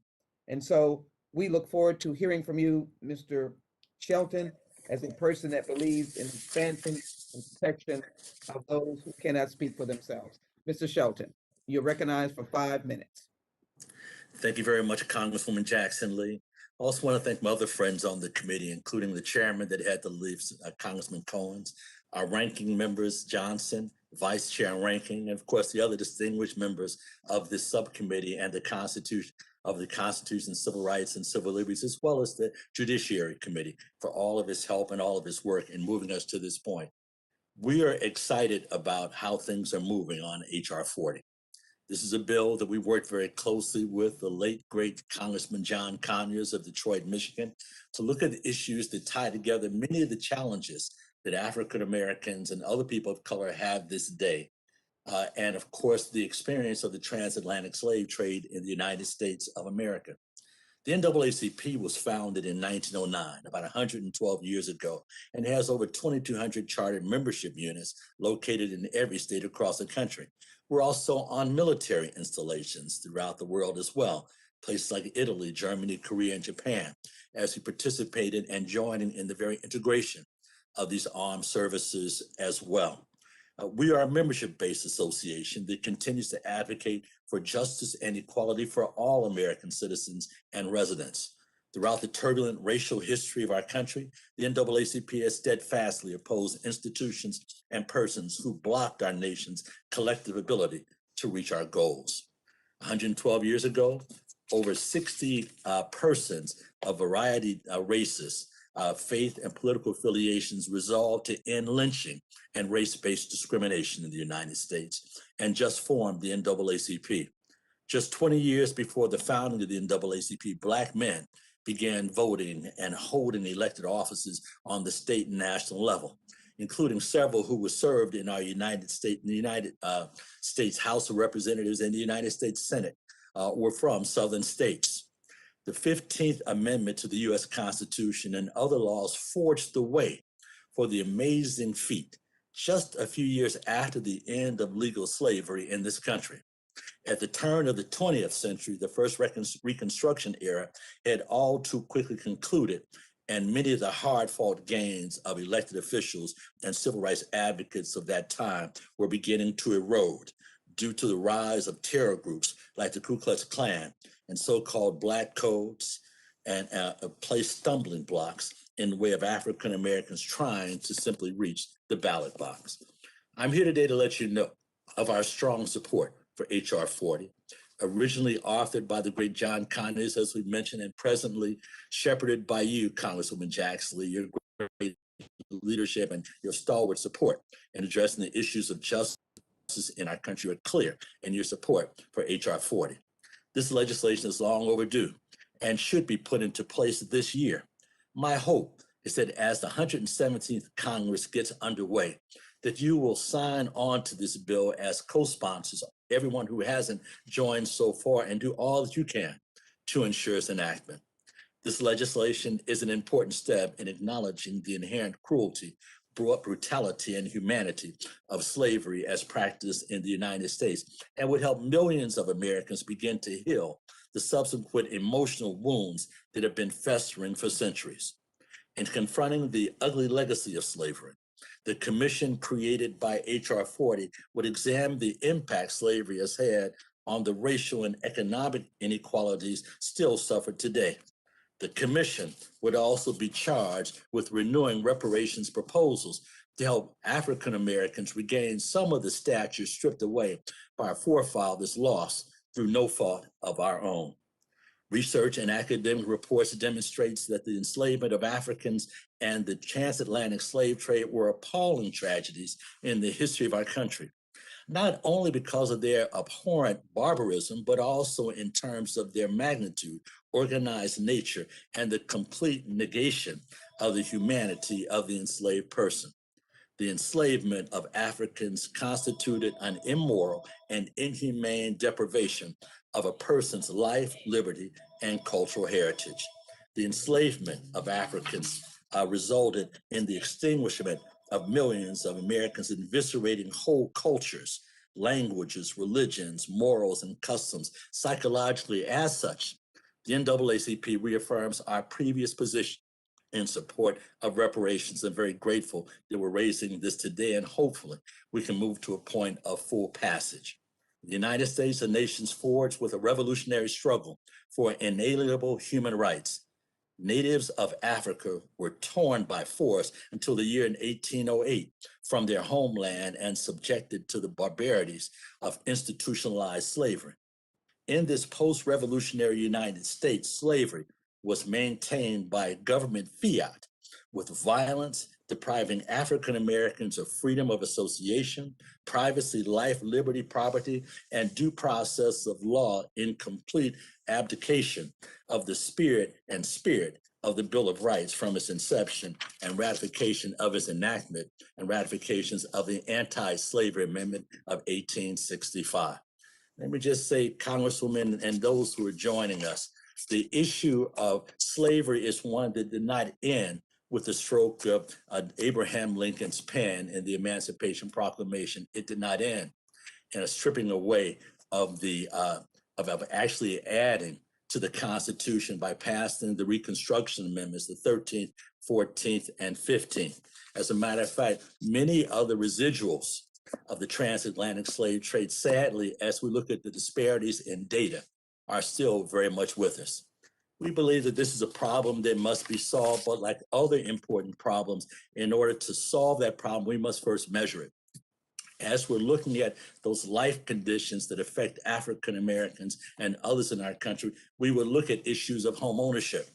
And we would see that in wealth development that African Americans are less likely to own homes than white Americans. One of the key bridges to our wealth in the United States, that is investments to be able to continue to educate and train our children and to prepare for retirement as we become older and older. We know that very well, as we're thinking about the challenges of the transatlantic slave trade, we know that issues of healthcare are still very much at a disparity. As we've gone through this pandemic, we recognize disproportionately the African Americans, the descendants of the slave trade, in many cases have no health insurance, and in many other cases are underinsured along those lines as well.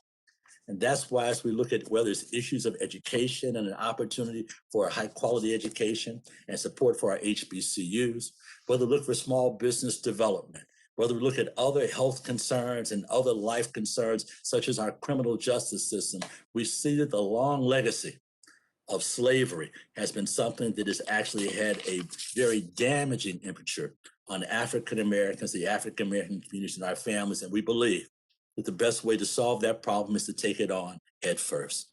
And it's like everything else, we want to do the research, we want to hold the hearings. We want to formalize a process in which we can make sure we have the accurate information and we can move forward to making our nation greater still.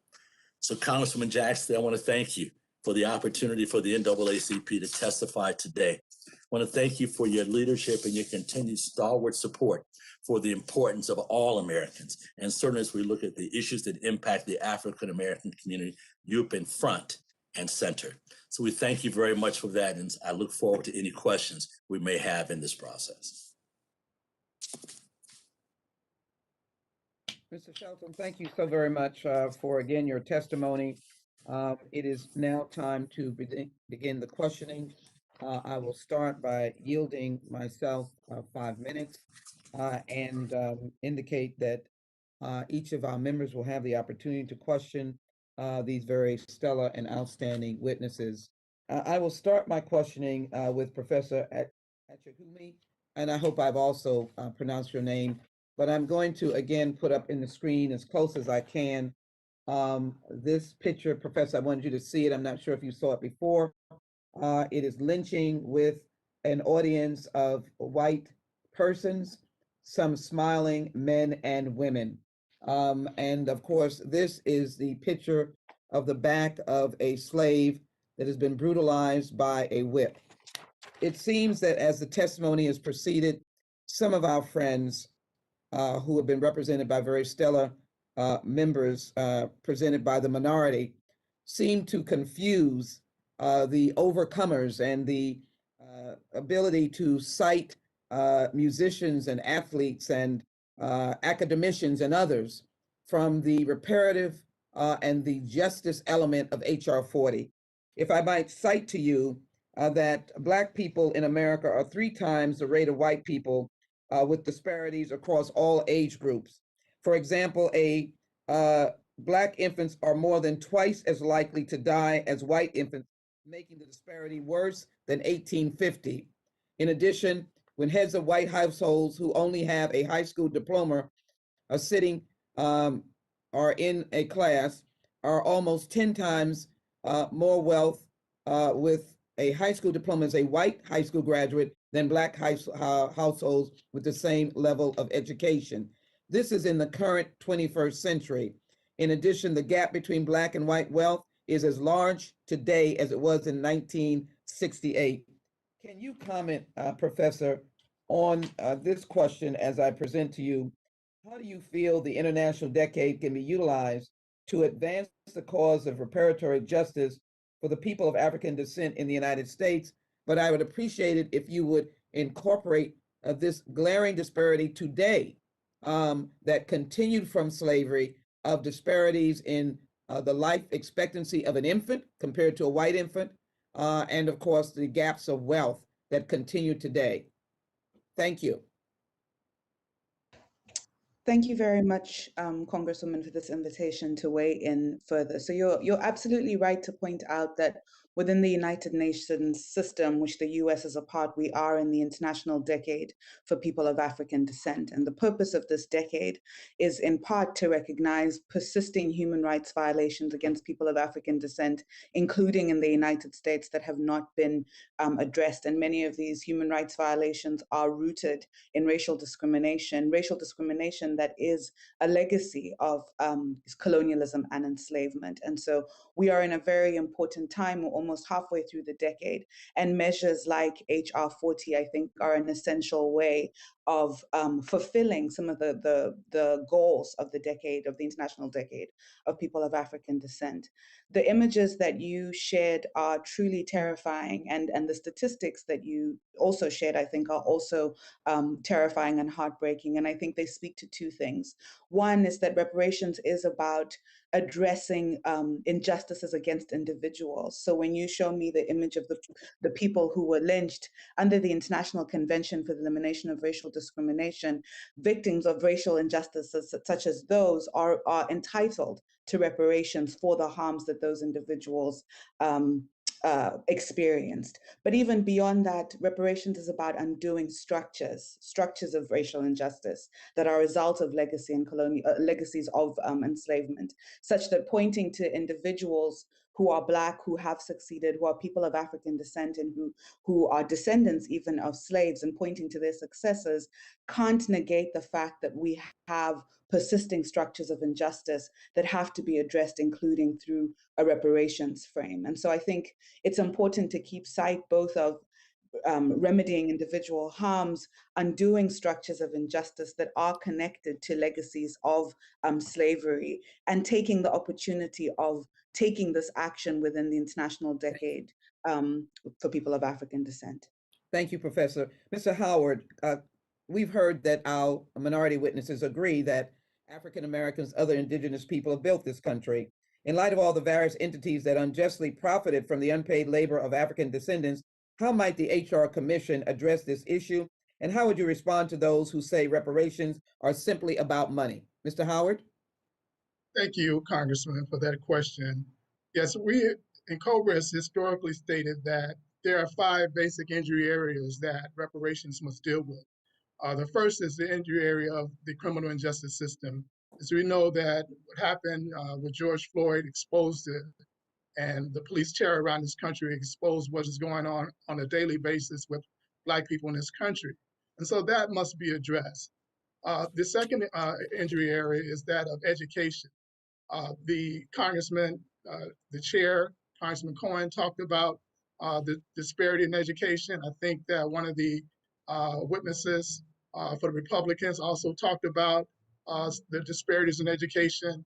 Those type of things have to be addressed under reparations. We have to be restored. The third area is the wealth gap and the poverty gap. Those can be, there was a study by the Citibank that stated that $16 trillion could have been infused into the economy if reparations would have been initiated 20 years ago. $16 trillion. Most of that from business revenue of the Black community, if there was access to capital, as other businesses are given access to capital. And so that is reparations that doesn't actually affect the check. Also, we look at the health disparities, health injury area. We know that not only is our physical health, not only is our mental health and emotional health, but also our physical health has been challenged as a result of the historical traumas that we've experienced. Historical traumas can affect the ongoing and compounded trauma that our children are facing. It could also affect the reason why many of us have these pre-existing illnesses that COVID attack. And then finally, our peoplehood. We have to address the foundational root cause of the atrocities that have been committed in this country against Black people, and that is that there's some notion built into the minds of whites that they are superior, and conversely, into the minds of Blacks that they are inferior, or in the minds of whites that Blacks are inferior. And so this speaks to the root of the cultural challenges, the cultural harms that would have been committed against our people. So all of these things have to be addressed under an HR 40 commission, not just the aspect of giving cash to an individual. Thank you. Thank you very much, Mr. Howard. Our ranking member, Mr. Johnson, has yielded. He was present at the beginning of the hearing, and so we're delighted now to yield 5 minutes to Mr. Owens. Mr. Owens, you're recognized for 5 minutes. Thank you so much. I think I'm going to start asking my questions in a second, but I'd like just to bring back a little bit of history, because I think history is really important as we talk about our past and where a lot of our evils have happened. And it's not been an American problem. It's been pretty specific. When you think about where slavery began, where segregation, where Jim Crow, there's always the Democratic Party. Earlier, we mentioned the 40 acres and a mule. That was ended by Democratic President Andrew Johnson. We talked about the KKK. That was a Democratic terrorist organization that actually was ended at the end of 1880s, but brought back again by Woodrow Wilson in 1915. And by the way, the lynching that we're talking about is horrendous. 4,700 people died by the hands of mobs. 1,300 of those were whites, Italians and Catholics, because we're looking at a people that were just angry, evil people that hated anything that was different from them. So I think it's important to keep that in mind. And if we want to talk about reparations, let's look more specifically in terms of the people that actually did it. It was not Americans. Americans fought against that. That's why we end up winning and defeating slavery, because so many Americans have decided it was an evil thing to finish up. So I wanted to make that point. Mr. Elder, I have a question. Last year, prior to the pandemic, the strength of the U.S. economy helped all Americans, most notably minority Americans. In fact, in CNBC in 2019 said African-American unemployment hit the lowest ever in the history of our country, from a peak in 2010 of 16.6%. First of all, how did that happen, and is that in your understanding correct, those particular numbers? Well, that's right. It happened because taxes got lowered, regulations got eased, and the economy took off. And when the economy takes off, those who are unskilled disproportionately improve, just as happened during the Reagan administration. During the Reagan administration, Black adult unemployment fell faster than did white adult unemployment. Hispanic adult unemployment fell faster than white unemployment fell. Black teen unemployment fell faster than white teen unemployment. Good economic policies work. Equal rights and equal results are two very different things. And that's what I think we're getting confused about here. Everybody's entitled to equal rights, but nobody's entitled to equal results. One of the witnesses, I believe it was Mr. Shelton, referred to Africans as being torn out of their country. Well, according to Harvard's Henry Louis Gates, that's not how it happened at all. 90% of Africans were sold by African chieftains who conquered them in tribes, sold to European slavers and to Arab slavers. And speaking of Arab slavers, the Arab slave trade took place centuries before the European slave trade did and lasted longer, and the death rate was much, much higher. So as we talk about who pays who, this is going to be one of the greatest generational transfers of wealth back and forth, because virtually every people on the face of the earth was involved in slavery. Europeans enslaved Europeans, Africans enslaved Africans, as mentioned. Native Americans even enslaved Native Americans, Asians enslaved Asians. In fact, white Muslim slavers took more whites out of the Mediterranean than European slavers took Blacks out of Africa to North America. So figuring out who owes what is going to be a hell of an achievement. Now, I've been in radio and TV for some 35 years. And during that time, I have been unsuccessful in getting some of these Black leaders on my program. Al Sharpton won't come on, Jesse Jackson won't come on, Farrakhan won't come on. I will give Congressman Jackson Lee credit because she did come on my show several years ago. You may not remember it, Congresswoman, but she did come on several years ago. And one of the leaders I was able to get on was Kwesi Mfume, who's now back in Congress. He was then the president of the NAACP, having left Congress. And I said, Mr. Mfume, as between the presence of white racism or the absence of Black fathers, which poses the bigger threat to the Black community? Without missing a beat, he said the absence of Black fathers. In 1915, 18% of Blacks were born outside of wedlock. That number now is almost 70%. I think most of us would agree that there was greater racism in 1950 than right now. We're not having a discussion about whether or not the welfare state has incentivized women to marry the government and incentivize men to abandon their financial and moral responsibility. And it was Barack Obama who said, a kid raised without a father is 5 times more likely to be poor and commit crime, 9 times more likely to drop out of school, 20 times more likely to end up in jail. Why aren't we having a discussion about the absence of Black fathers and all of the unintended consequences that flow through that? Congressman Owens mentioned the high schools in Baltimore where 0% can do math at grade level. Actually, it's 13 public high schools in Baltimore where 0% of kids can do math at grade level, and another half a dozen where only 1% can. Now, Baltimore is a city where in 2015, Freddie Gray died in police custody, as you know. The mayor was Black. Number 1 and number 2 running the police department, Black. City council, all Democrat, majority Black. 3 of the 6 cops who were charged, Black. The gentleman has expired. I'll allow the witness to complete his answer. Okay. Elder, Thank you. The judge before whom 2 of the officers tried the case was Black. The state attorney who blocked the charges against the officers was Black. The U.S. attorney was Black, and the president of the United States is Black. And we're talking about systemic institutional racism. To me, it's crazy. Thank you, Mr. Elder, and we are certainly appreciative of your words, and we well know that all of those suggestions that you've made is exactly what a commission does. It is fact-finding, it repairs, and it develops proposals. I'm delighted now to yield to a longstanding supporter of H.R. 40 and the chairman of the full committee, Mr. Nadler of New York. Mr. Nadler, you're recognized for 5 minutes. Thank you very much, Madam Chair. Secretary Weber, through your efforts, the state of California passed legislation to establish a task force to study and develop reparation proposals for African Americans. How do you envision the structure and operation of a reparations commission or task force? And can you highlight the key differences between the California approach and that of H.R. 40? Well, you know, the California approach is kind of modeled after H.R. 40, and it was passed last year, and we're currently in the process of selecting the members of the task force. It is a task force that is the governor's task force that will have the governor select individuals from that he thinks should be a member of. It's a 9-person task force. We have 2 members. The governor will have 5. We have 2 from the House, from the Assembly, and 2 from the Senate. So the task force will basically be a 9-person task force. Our goal is to try to use not only the experts that are in the field to inform the task force, but also to utilize the universities of California. I am in charge of the California Archives as a Secretary of State to use our archives. Also for research, members have already begun to submit information. The goal is to collect the information about what role California played in the whole issue of enslavement, and then to begin to talk about its impact with regards to the disparity of resources that exist in California. California is the 5th largest economy in the world, yet it has the greatest wealth gap of any state. The wealth of African American is $1 in comparison to $100 of a person who's white with similar education and background.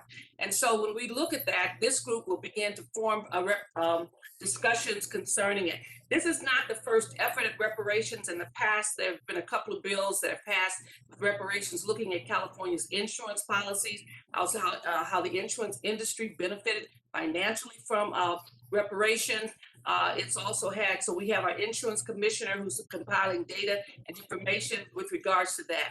This group will then begin to, after they have had a number of hearings, we plan to also have hearings that will educate California so that people in California understand what has happened with reparations. Too often we think that the only thing we need to do is give somebody some money and everybody's okay. That is not going to be the issue with the system as deep and pervasive as slavery has been in California and across the nation.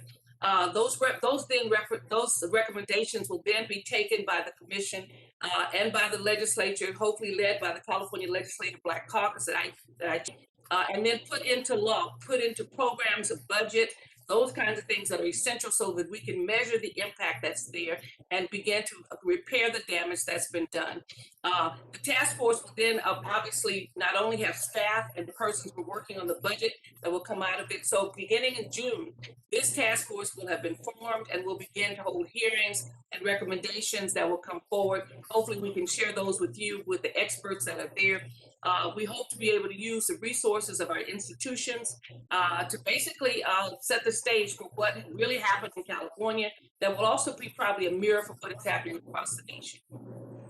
Thank you very much. Now, Mr. Howard, governments, corporations, industries, religious institutions, educational institutions, private estates, and other entities have all played significant roles in supporting the institution of slavery and its vestiges. In light of all the various entities that unjustly profited from the unpaid labor of African descendants, how might the commission address this issue? Thank you, Chairman Nadler. Well, as you stated, there are 4 basic components of actors in the crimes of enslavement. That's the state and local governments and federal governments, corporations, institutions like universities, the church, as well as individual families. And so all of those have to be brought under question when we go into a commission to study the harms in which present-day African Americans face as a result of those atrocities. We know that, like in Chicago, there's a family, the McCormick family, that has a foundation. The McCormick family was made wealthy by an invention that was stolen from an African off their farm. It became the mechanical reaper, which freed millions of Americans from the farm and allowed them to go into industry. The McCormick family, from which the McCormick Expo Theater is named after, the largest expo center in America. They have an obligation. The commission will look at these foundations, these corporations, these institutions, and will determine what within their ability do they owe in making sure that the gaps in wealth, the gaps in education, the gaps in housing and health do not continue forward into the future. They have a responsibility. They have been enriched. The endowments that they share and hold are a direct result of much of the atrocities that is committed in the past. So the commission would definitely look into those other players as well. And how would you, how do you think the commission might deal with groups like Asian Americans who have suffered discrimination over the years, like the Chinese Exclusion Act and the Japanese Exclusion Act, and the internment of Japanese during World War II? How do you think the commission could deal with that? Well, there's ancillary benefit to the entire nation when reparations to African Americans are given, are administered.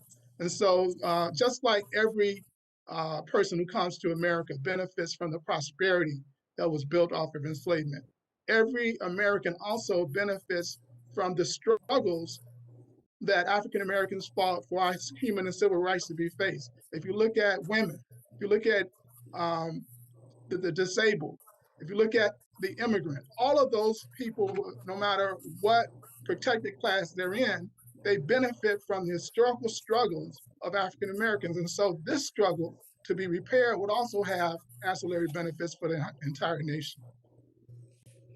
Well, thank you very much. I see my time has expired.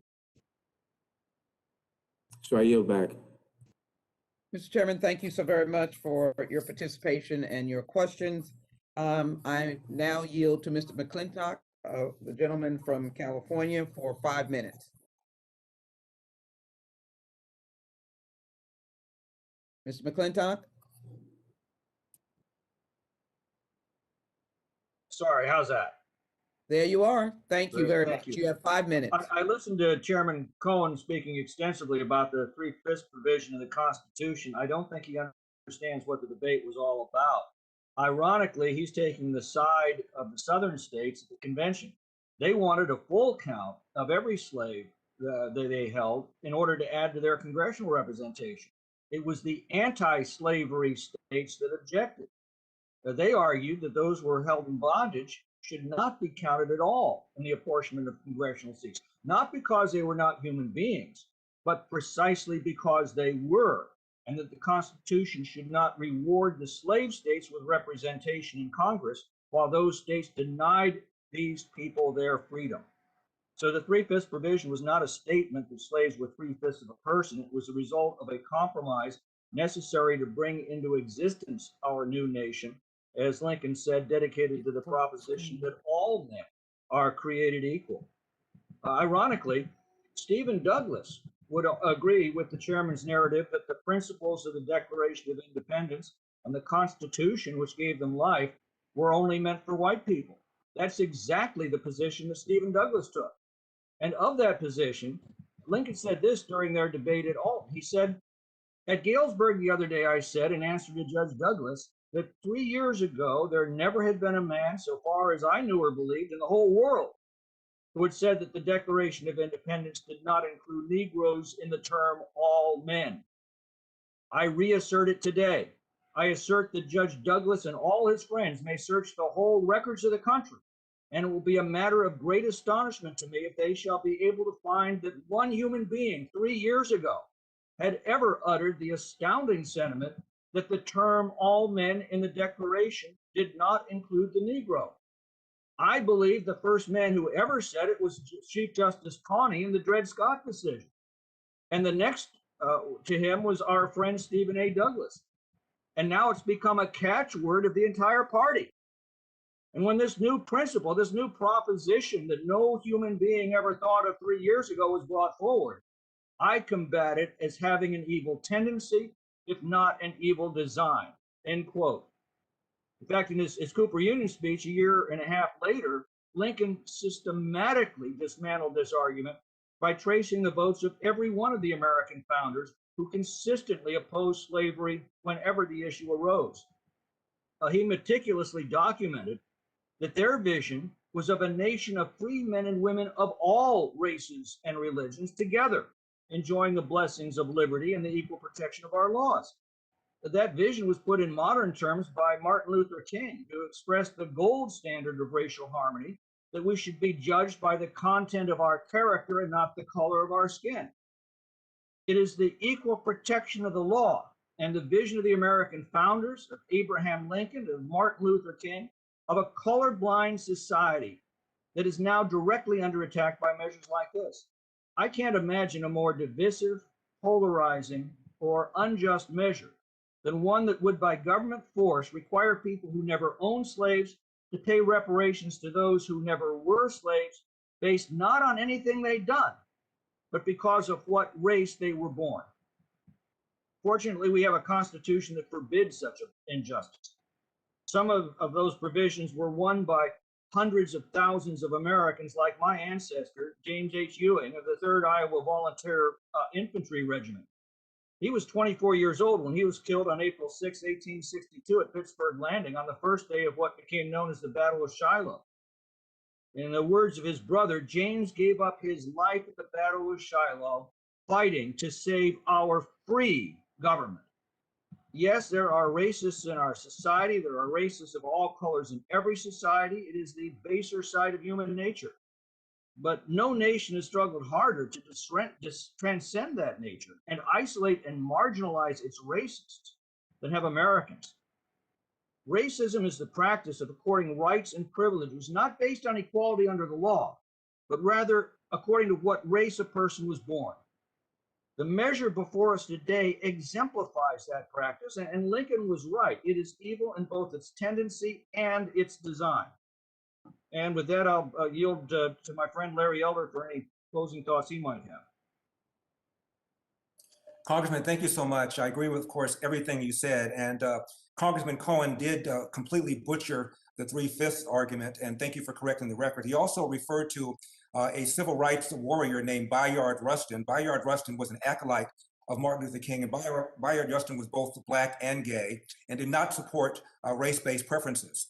The Urban League at the time was run by Whitney Young. Whitney Young supported a 10-year period of time where he argued for a Marshall Plan for Black people. Again, 10-year period of time. This was 1965, so it would have long since been over had the board approved it, but they didn't. One board member said, "Are you crazy? Here we are telling America to be fair, and you're telling, quote, you're telling Americans to, quote, hire Negroes just because they're Negroes, close quote. We oppose it."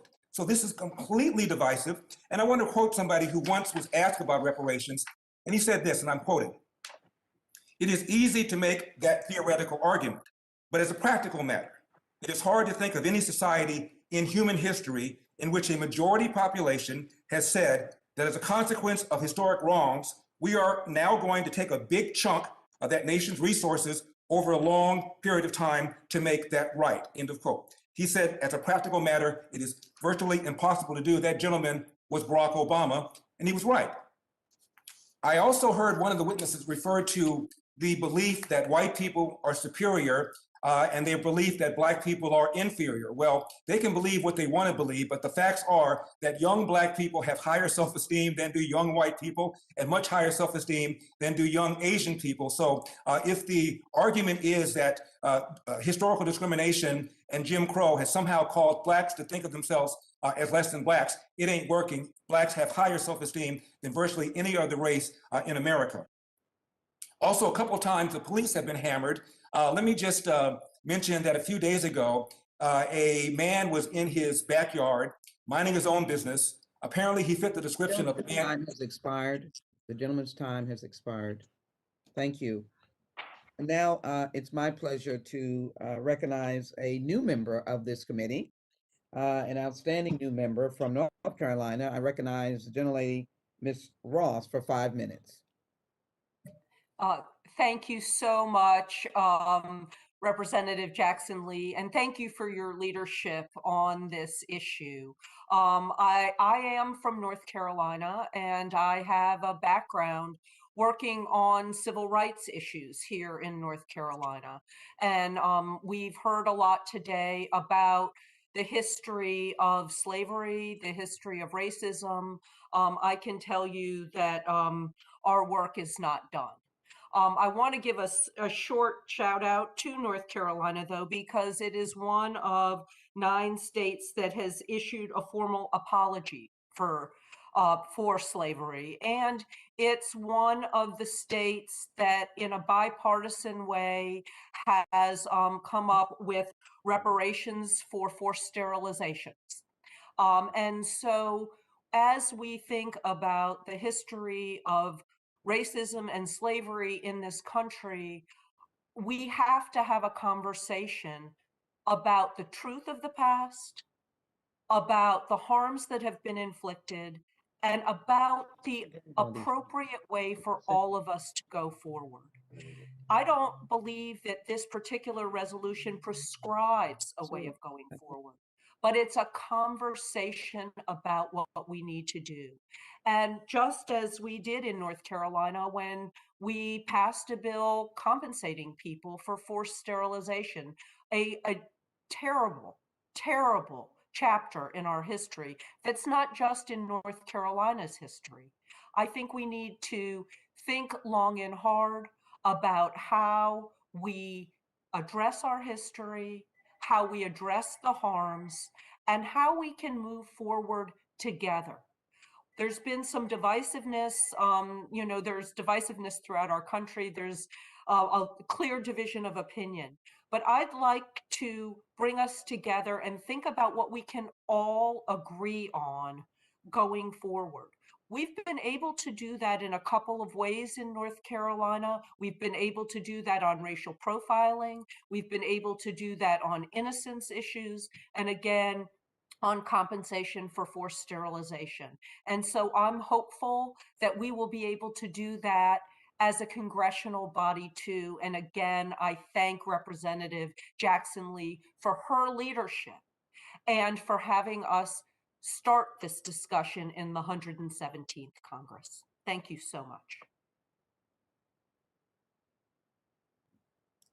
Let me thank Congresswoman Ross for recounting the history of North Carolina so eloquently and bringing to our attention, of course, the forced sterilization and, in essence, the repairing of that heinous act to the extent that individuals were compensated.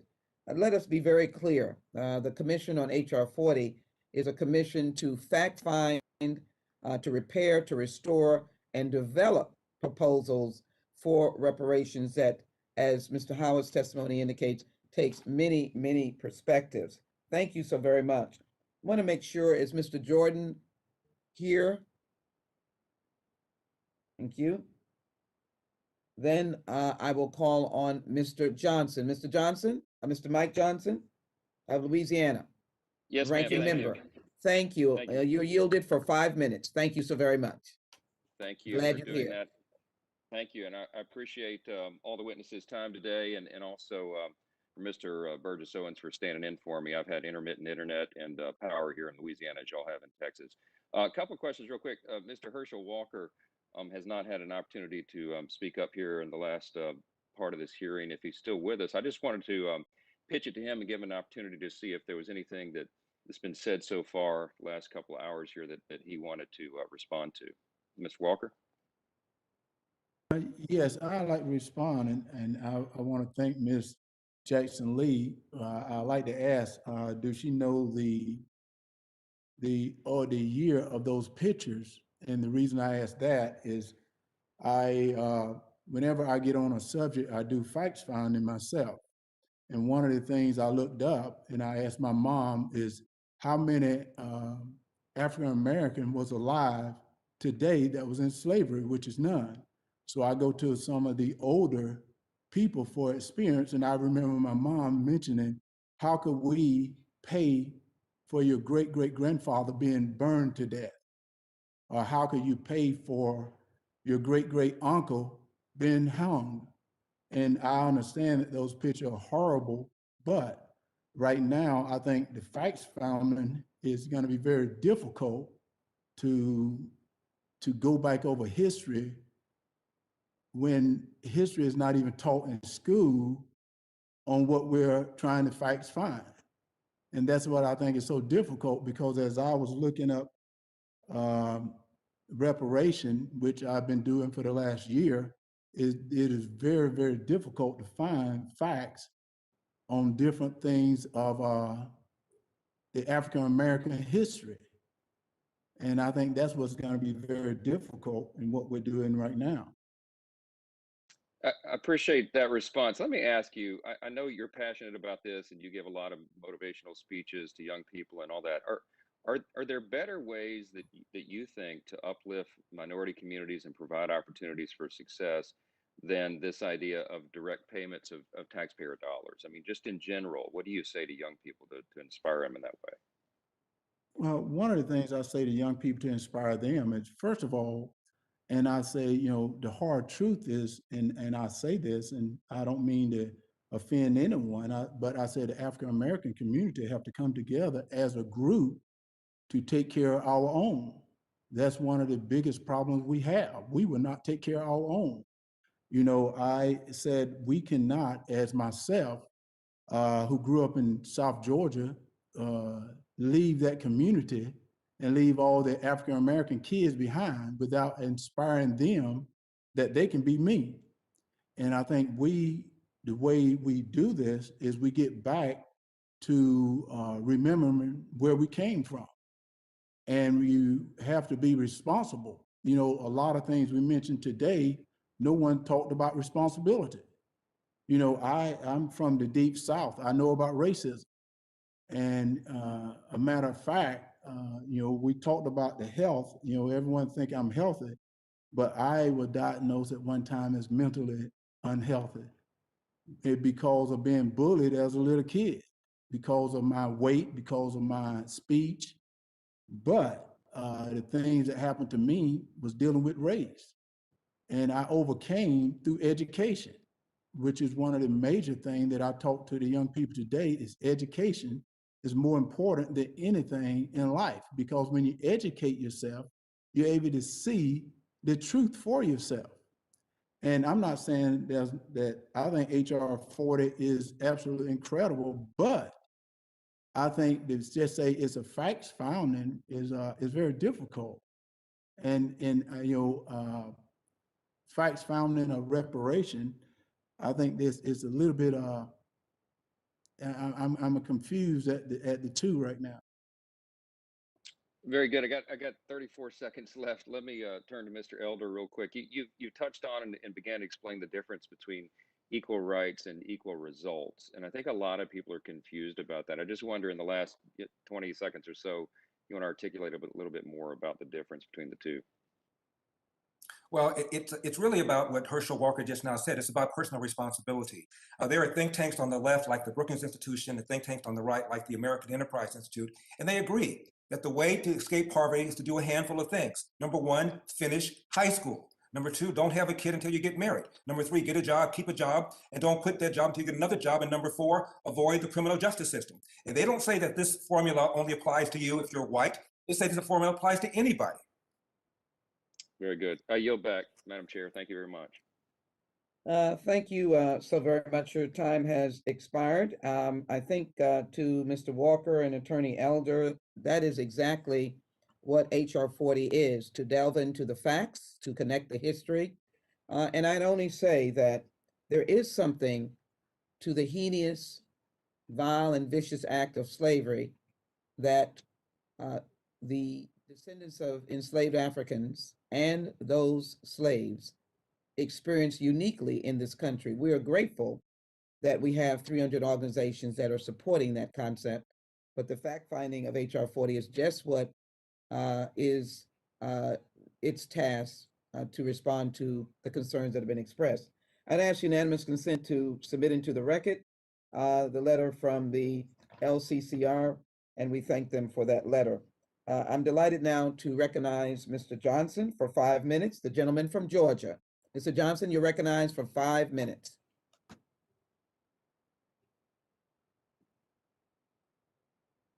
Thank the gentlelady for the time and for the introduction of this very important legislation. And to my friend, Tom McClintock, who has a revisionist understanding of the 3/5 compromise, I would want to set the record straight that the 3/5 compromise was a way of counting slaves for purposes of apportioning how many seats in the U.S. House of Representatives the southern states would get. And of course, those 3/5 of human beings did not have the rights of human beings. They were just counted for purposes of human beings. But even then, it was a discount, 3/5. And they were treated as slaves, even less than 3/5 of a person. And to my friend, Mr. McClintock, I'm so happy that you can track your forebearers all the way back and beyond, probably 1861. But that was at a point where our Black families had been torn apart. We can't go back. I can't go back and trace the lineage of my family further than about the 1880s. And even then, it is not certain. So you are so fortunate as a white male to be able to track your people all the way back probably into the 1700s, maybe even earlier than that. And you have no idea how hurtful it is for the Black psyche to not have a sense of our history further back than it is reported by white folks who get it wrong to keep us misunderstanding of our value to society. And, I mean, I can't express to you the psychological wounds that still exist that HR 40 would help to get at. Attorney Elder, in your response to a question from Congressman Owens, you mentioned Professor Gates at Harvard University. So I assume that you're familiar with Professor Charles Ogletree, the esteemed African-American professor at Harvard Law School. Are you not? You familiar with him? I'm aware of who he is, yes. And Professor Ogletree is a prominent advocate for reparation, and he has stated, quote, "The reparation movement should not focus on payments to individuals. The damage has been done to a group, but the damage has not been done equally within the group. The movement must therefore focus on the poorest of the poor. It must finance social recovery for the bottom stuck, providing an opportunity to address comprehensively the problems of those who have not substantially benefited from integration or affirmative action."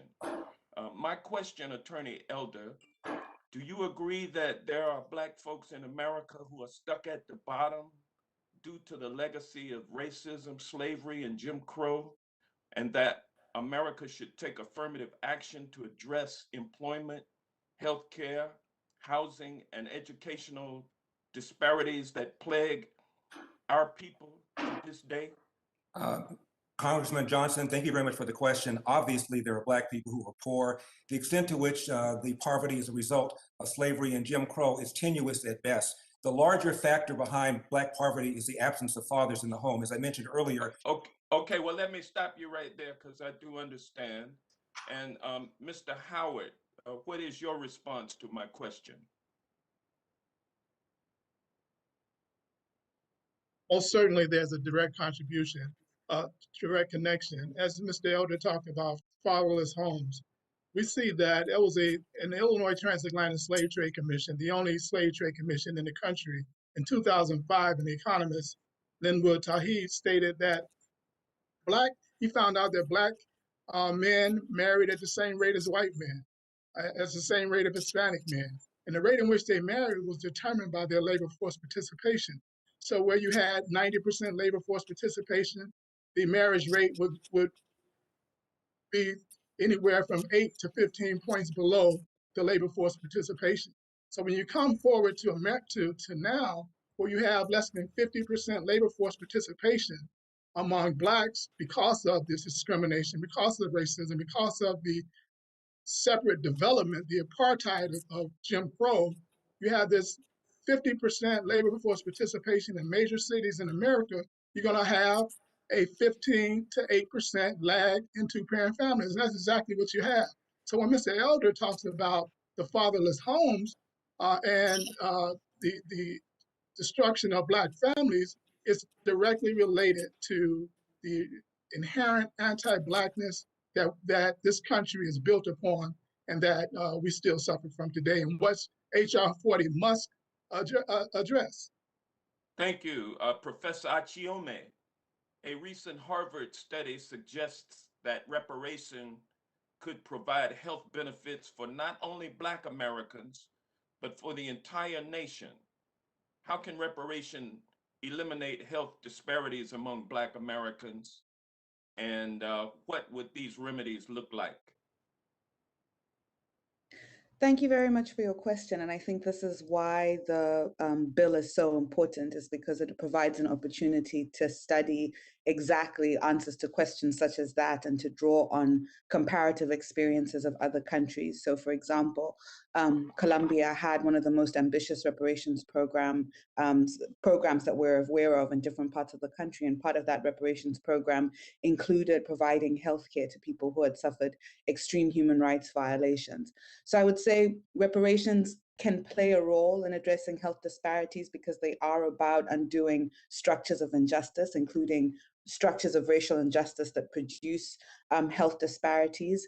But I would say that in terms of the concrete solutions that would be relevant in the United States, the most advisable thing would be to pursue exactly what I think this bill is trying to push for, which is an in-depth study that would allow for responses that would be tailored to different local contexts. Thank you. Mr. Walker, does it surprise you to learn that HR 40 does not include a proposal to make cash payments to Black people in America? Well, I never thought HR 40 when I read was just about the payment to Black America. Well, that's what you said in your statement. Yes, I said that was part of it in my statement, but I also said education, which in the past, we've not taught Black America, giving them a good education, which in Mrs.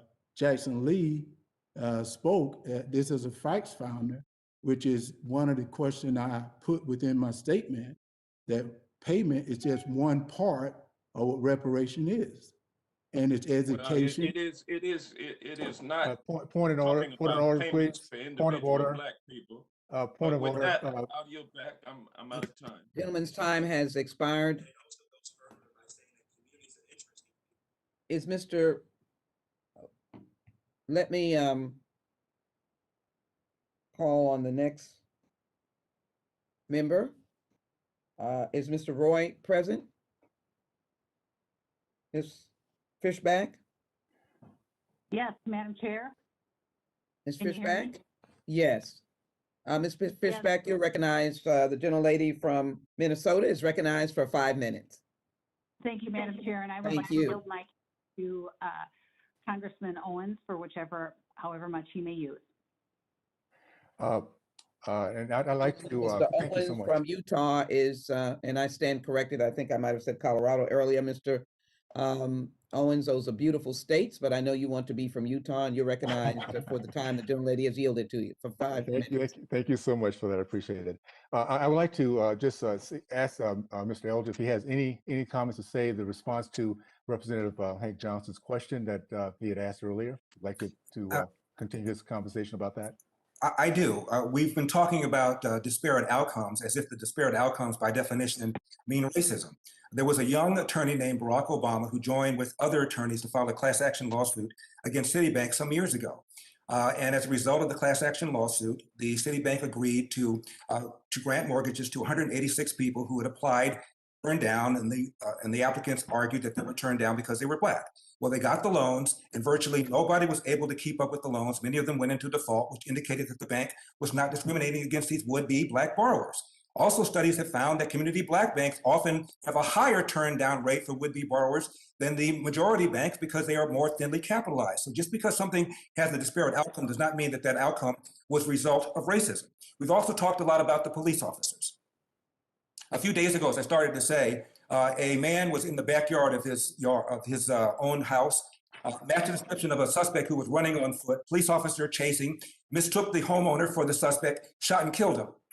I doubt that very many people know about this. And the reason you don't know about it is because the cop who shot the suspect was white. The suspect was white. This took place in Idaho. Therefore, nobody gave a rip. But I assure you, if this had been a Black suspect and a white cop, we'd know his name. The fact is, there are more unarmed white people killed every year by the police than unarmed Blacks. The media couldn't care less. CNN couldn't care less, giving Black people the false impression that the police are mowing down Black people just because they are Black. It is true that the police are 2.5 times more likely to kill a Black suspect. It is also true that a young Black man is anywhere from 7 to 10 times more likely to be a victim of a homicide, almost always the victim at the hands of another young Black man. That's why the cops are there. The idea that there's systemic racism against Black people is a lie. And when it came to the election, the defenders of Biden were arguing, where is the widespread evidence of voter fraud? A fair question. Where is the forget about widespread, where is the evidence of police brutality against Black people? If anything, the evidence shows the police are more hesitant, more reluctant to pull the trigger on a Black suspect than a white suspect. It is a fraud, it is a con that is pushed upon this country, and we need to stop it. Thank you. To go to Mr. Walker, what is the message that you will give today to a young Black boys and girls that's different than the message that you received as you were coming up in the days of true racism back in Georgia? Mr. Walker. The message I would give today is responsibility. You have to be responsible. And that's one thing that I learned from my parents is responsibility. And to get back to Representative Johnson. Sorry, so 1 second. Someone has to mute. Please mute your. Can somebody please mute your? Madam Chair. And I want to preface this by saying that some of y'all have more experience okay. going through this process. Is that Mike? In terms of redistricting than I could ever have. Okay. I don't know if there's anything we do about that, guys. To mute the background. There's some crosswalkers. It sounds like another hearing. just briefly Yes. discuss why I think we need both the voting protections in HR 1. Chairman, is there anything we can do about that, or we just kind of wade through it? Okay. It looks like got it now. Go ahead. Okay, good. All right. Go ahead, Mr. Walker. I'm sorry. Please continue, Mr. Walker. Did we lose him? I'm going to jump in here for a minute. I've been on the hearing, and I appreciate Ms. Jackson Lee chairing. I haven't kept up with the time. Where are we on the time on Mr. Owens? Can staff tell us? Mr. Owens, do you know? I don't have a timer. 1 minute and 1 minute, Mr. Chairman, and 3 seconds. All right, Mr. Owens, continue. Okay. Thank you. Okay. Thank you. All right. Well, let me just is Mr. Walker still there? If not, I'll just give back my time to. Yes, I'm here. Okay. Please finish up. You have a minute or so. I go back to Ms. Jackson Lee said that we're in a facts founder, and I go now to, as Representative Johnson was speaking, facts founding is where is the education for African American? At the same time, we facts founding of why there are serious black on black crime, because within my neighborhood, where I grew up, I don't experience that in Wrightsville, Georgia, but in Atlanta, Georgia, or in other large cities, that's one of the facts is that I would love to solve, to stop the black on black crime. Thank you. I yield back my time. Thank you. Thank you, Mr. Owens, and thank you, Ms. Jackson Lee, for chairing the committee while I was gone. We had an organizing committee meeting of natural resources, and if you don't get there and get to pick your committees, you're shut out for 2 years. But I've listened to most of the committee at the same time, so I've listened to Mr. Elder, and I've listened to Mr. Walker, and listened to Congressman McClintock and all, and I appreciate the testimony, and thank you, Ms. Jackson Lee. I think Ms. Garcia is next. Ms. Garcia, from your motel room, you're recognized. Actually, sir, it's a hotel. But nonetheless, the best part is that it is heated, and I do have power here at this hotel. No water, though. But thank you for, again, for holding this very important hearing. And thank you to all the witnesses who've taken the time to come up here today. I'm a very proud, and I'm going to repeat that, proud original co-sponsor of HR 40, because it's important that our nation heals by finding the facts, understanding the lingering effects of slavery in the United States, and finding solutions through real conversation and dialogue, and for finding successful reparation programs. I want to repeat what Mr. Johnson mentioned earlier. There's nothing in this bill that talks about payments of checks or money to anyone. This is a commission to find the facts and bring us to full healing. HR 40 is a good first step. And I want to personally thank my colleague and fellow Houstonian, Sheila Jackson Lee, for bringing this bill forward and to working together with all of us to make sure that this can come to fruition. I also applaud the Biden-Harris administration for continuing to outline its vision for advancing racial equality for all Americans who just want to live and breathe without fear. I, like many Americans and people around the world, witnessed a tumultuous period last year of civil unrest and racial injustice. While I am proud to have joined my judiciary colleagues to swiftly pass the George Floyd Justice and Policing Act, it is clear that much more work needs to be done. Without question, history has taught us time and time again that our laws must boldly affirm that Black lives matter. History has also taught us that we are stronger but to do so, we must first learn, educate, and eliminate the root causes of racial discrimination in order to form a more perfect union. We cannot keep ignoring this as a country. We must act, and I urge everyone to support this bill. I want to also re-emphasize something that Ms. Masako mentioned in her testimony, and I want to start my questions with her. She says in her written testimony that this would be a first step to justice, and it would be also a first step for healing. It's interconnected, is it not, Ms. Masako? Yes, I think we didn't quite realize at the time how important the commission was for Japanese Americans in 1981, because we really didn't know about the camp experience. We didn't hear the stories from our parents. So for the people, as I said, to actually share their pain and their experiences, and for us, their children, to hear what they had to say and continue to hear what they had to say, it was a process. It was a process that, our community doesn't like to speak about pain. They didn't want those things to be brought out, but they did. And we're still actually working on healing as a community, even 40 years later from that. It opened the door, and it helped us to understand what happened and why our parents were the way they were, why we felt the way we did about ourselves, and why our children may also feel the way they do. So yes, it was a first step towards healing.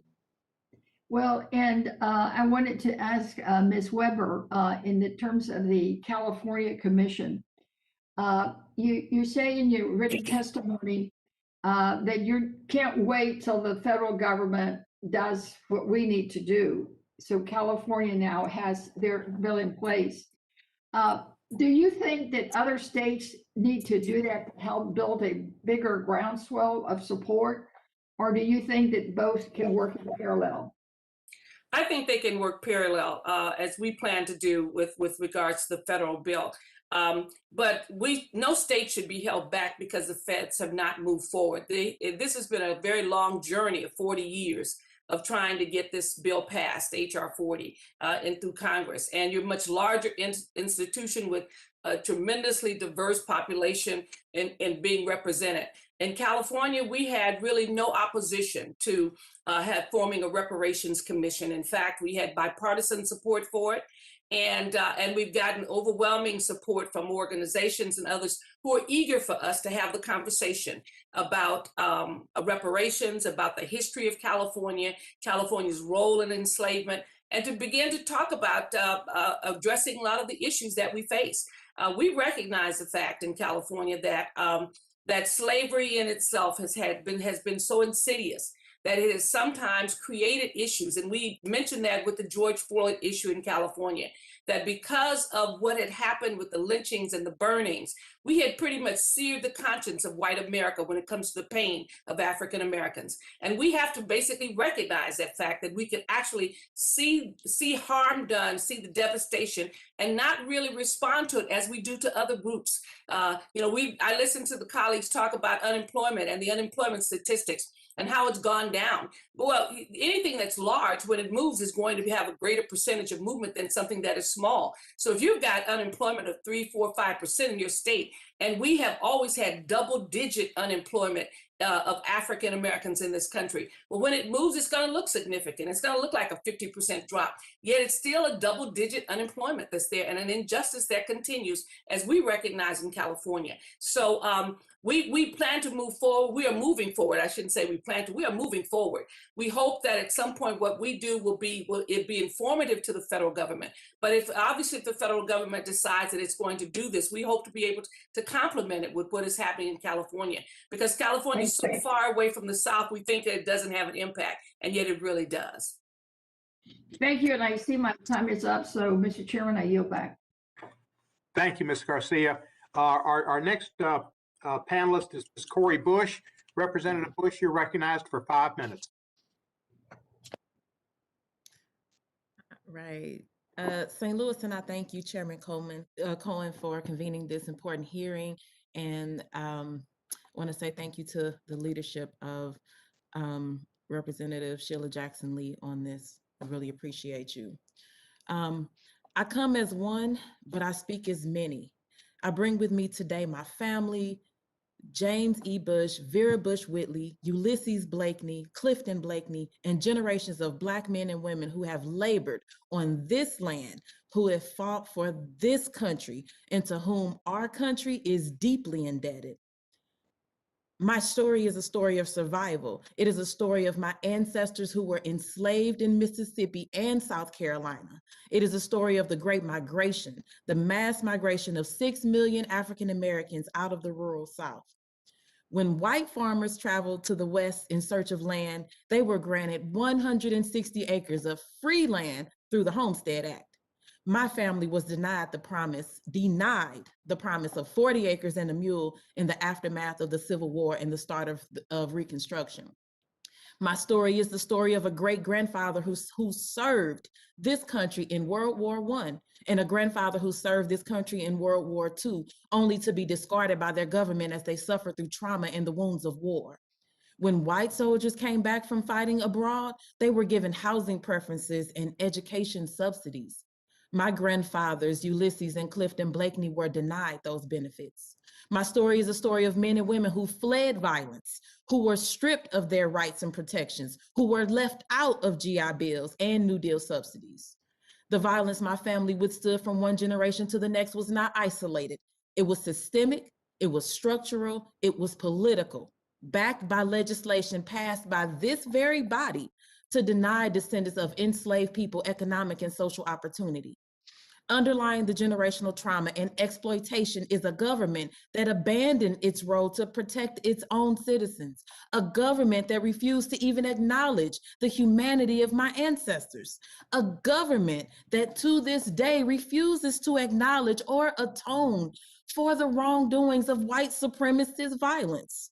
The federal government must account for its ongoing role in perpetuating, supporting, and upholding white supremacy.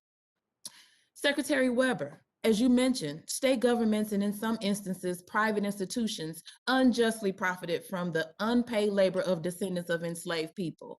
Why is it still necessary for the federal government to play a central role in restoring the harm of slavery and its aftermath? And what can the federal government learn from states' efforts? Well, clearly the federal government oftentimes protects the laws in the various states that have been put forth. You have the ultimate authority to determine the legality and of issues that are there. So oftentimes we appeal to the federal courts and obviously have those courts reject the issues and therefore perpetuate the kind of injustices that do continue to exist. The federal government has a significant role. The laws that were created in this land and endorsed by the Supreme Court, the separate but equal laws, all of those things actually enforce the kind of treatment and racism that exists. The refusal to basically try individuals who had engaged in lynching in this country, the violation of people's human rights. You have whole books with pictures of people who lynched individuals face forward, looking at you, knowing who they were, and no one has ever been tried for any of the lynchings found in the books that we have, enormous books on Without Sanctuary, where every example is an example of lynching that occurred face forward, where people took pride and made postcards out of lynching that existed. And as a result, no one has ever been tried for any of those lynchings that were there. And of course, so when we look at it, the federal government has a significant role to play. We hope that when we look at the things that are there, like the insurance industry is regulated by the federal government, it's regulated by states, but also by the federal government. And so it condones the behavior and the discriminatory practices that existed in the various states. We hope in California to be able to demonstrate not only an ability to look at the injustices, to see what has occurred, but also to fashion a response to it that is deeper and long-term. And as pointed out, we've never talked about money, but obviously money is in everything. And it's not about giving money. It's about making sure that the programs that exist basically can effectively address this long-standing situation that has been in African American life. And so the federal government has a significant role to play. And we hope in the state that we will do our part as a state, as a large state with resources to begin to address the issue. But others should also be looking carefully at themselves. And surely that we hope that the federal government will support the efforts and the recommendations we make concerning what a state should do, and maybe even the role the federal government should play in assisting the state in accomplishing its goals. That's my time. Thank you, and I yield back. Thank you, Representative Bush. I now recognize myself for 5 minutes. And first, I want to say that when I mentioned earlier in my testimony, my first 5 minutes, I mentioned seeing these movies that were Chadwick Boseman's movies. And I mentioned the one about Thurgood Marshall and how awful Thurgood Marshall was treated by racists and his legal partner, Mr. Friedman by anti-Semites. I thought about it and I missed the main point of the movie. The defendant in the case was treated the worst of all. He was illegally charged with rape because he was an African-American worker for a prominent socialite woman, which they had consensual sex. But for an insightful moment by Thurgood Marshall, he would have been probably sentenced to death. And that happened so many times in our country's history. But for the NAACP Legal Defense Fund and Thurgood Marshall, which should have been the cause of the United States government and the Justice Department, but it wasn't. The Justice Department for African Americans was Thurgood Marshall and the NAACP Legal Defense Fund. Mr. Hillary Shelton of the NAACP, I want to ask you a question. We had Mr. Ta-Nehisi Coates testify in our last hearing, and he said at that hearing, 250 years of slavery, 90 years of Jim Crow, 60 years of separate but equal, 35 years of racist housing policies. Until we reckon with our compounding moral debts, America will never be whole. Yet many of my colleagues across the aisle agree with the sentiment captured in remarks by Senate Minority Leader Mitch McDonald, who said, quote, I don't think reparations for something that happened 150 years ago, for whom none of us currently living are responsible, is a good idea. And we tried to deal with our original sin of slavery by fighting a civil war, by passing landmark civil rights legislation. We elected an African-American president, who he tried to defeat from day one. My own response to Mr. McConnell's remarks is that African Americans have had to struggle to obtain what for others has been unquestionably understood as a God-given right. Just like Ms. Bush mentioned, when her ancestors came home from the war, they didn't get things that were given to white men who fought for our country and women who fought for our country, white veterans. African Americans didn't get that. They were God-given rights to everybody else, but not for African Americans. They had to depend on legal actions and protests and legislation. In light of that argument, did social and economic discrimination, Mr. Shelton, against African Americans abruptly end with the Civil War, or abruptly end with the civil rights legislation passage, or with the election of Barack Obama? Why should federal or state governments bear any responsibility for the economic and social damages imposed on descendants of the enslaved, Mr. Shelton? Is Mr. Shelton not with us? If not, I will answer my own question. It did not end with the Civil War. It did not end with Baker v. Carr. It did not end with Republicans like Everett Dirksen and Charles Percy and William Schaefer and Nelson Rockefeller and Wayne Morse and George Romney. It did not end. It continues. It continues to this day. Discrimination against people in economic terms, in social terms, with health deserts and food deserts and people who don't care. Benign neglect, at best, it can be said.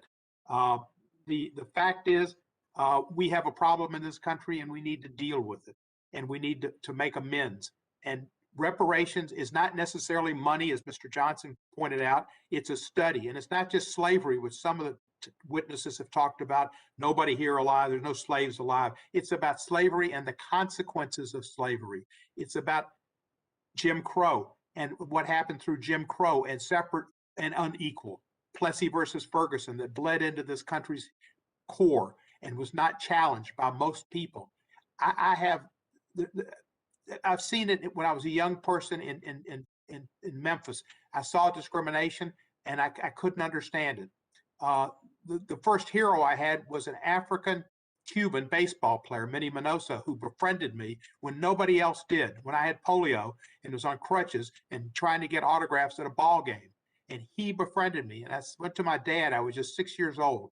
The nicest guy, the only guy that put his heart out to me was the black player, the only one. And people didn't get it. And it's been for years. We have a problem in this country which we need to study. As Charles Ogletree said, it could be programs that are good for people beyond Black people, but other people who have been systematically oppressed or not given opportunities. And we should not fear a study. And it does not deal with simply with slavery. It deals with the after effects of slavery and what's that done to the American society and the American soul. And as far as what I said about the 3/5 compromise, I was right.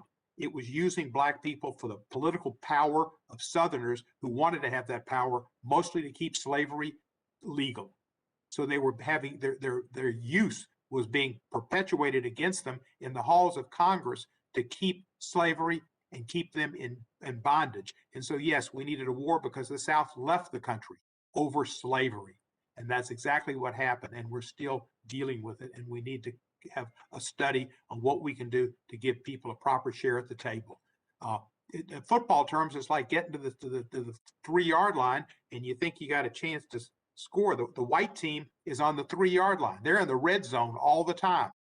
The Black team has been for years back on the other 3-yard line with 97 yards to go. And nobody cared. And they got to play with inferior uniforms. They got to play without helmets.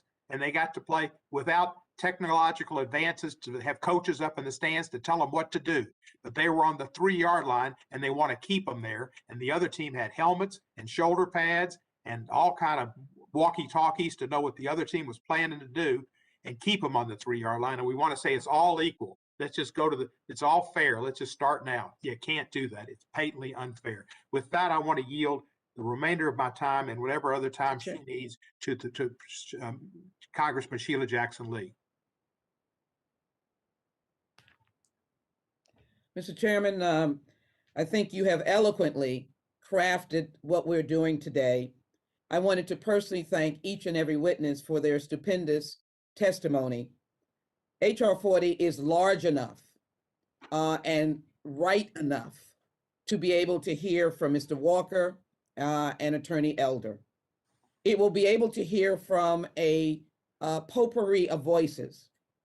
That is what H.R. 40, the Commission to Study and Develop Reparation Proposals, is all about.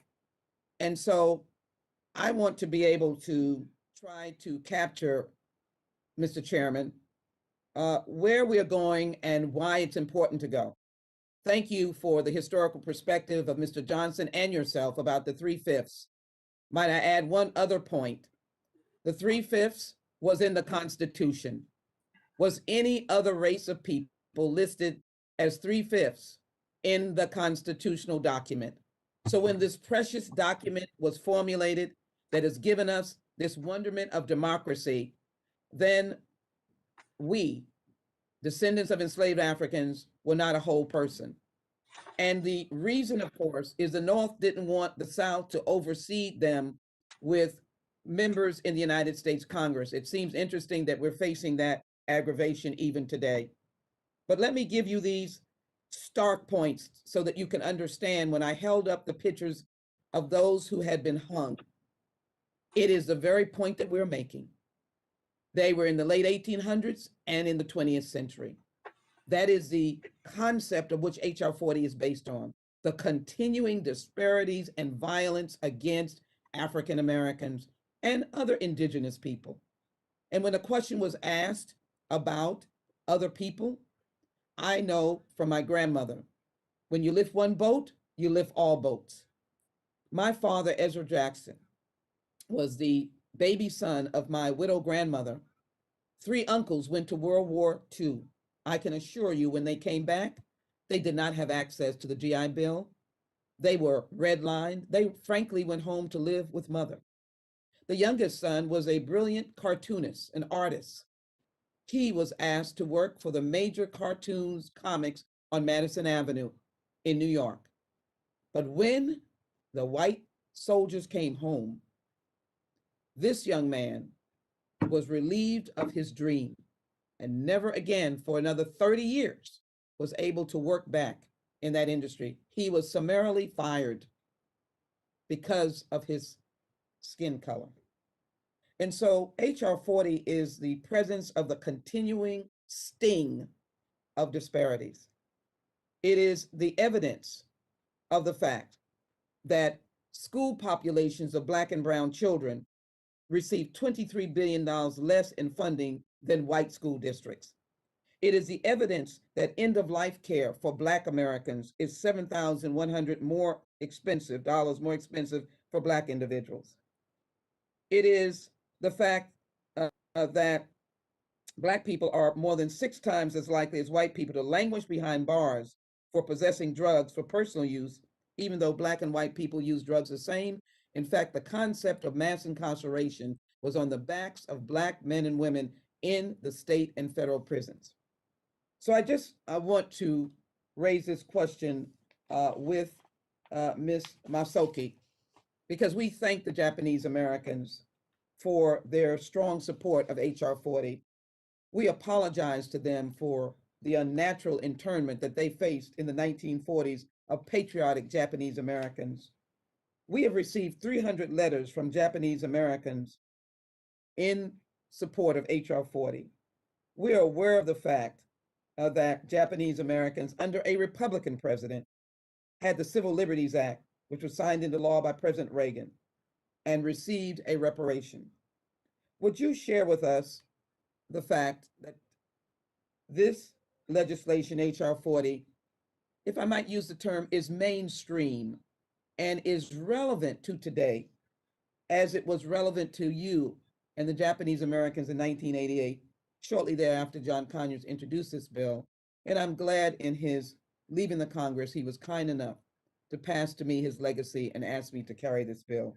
Ms. Masoki, if I've got it right, would you share with that point about the support of Japanese Americans and these 300 letters and the feeling that came over you in 1988 to receive the Civil Liberties Act signed by a Republican president? I think that our community mobilized very quickly to submit those 300 letters. And I am really proud of our community because I think we understood and understand the lesson of redress and of the Civil Liberties Act.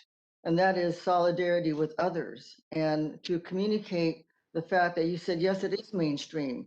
We won redress in 1988, and we didn't think we could, but we did with support of the whole country, enough to pass. And we thank the African American community and other communities who came in solidarity with us.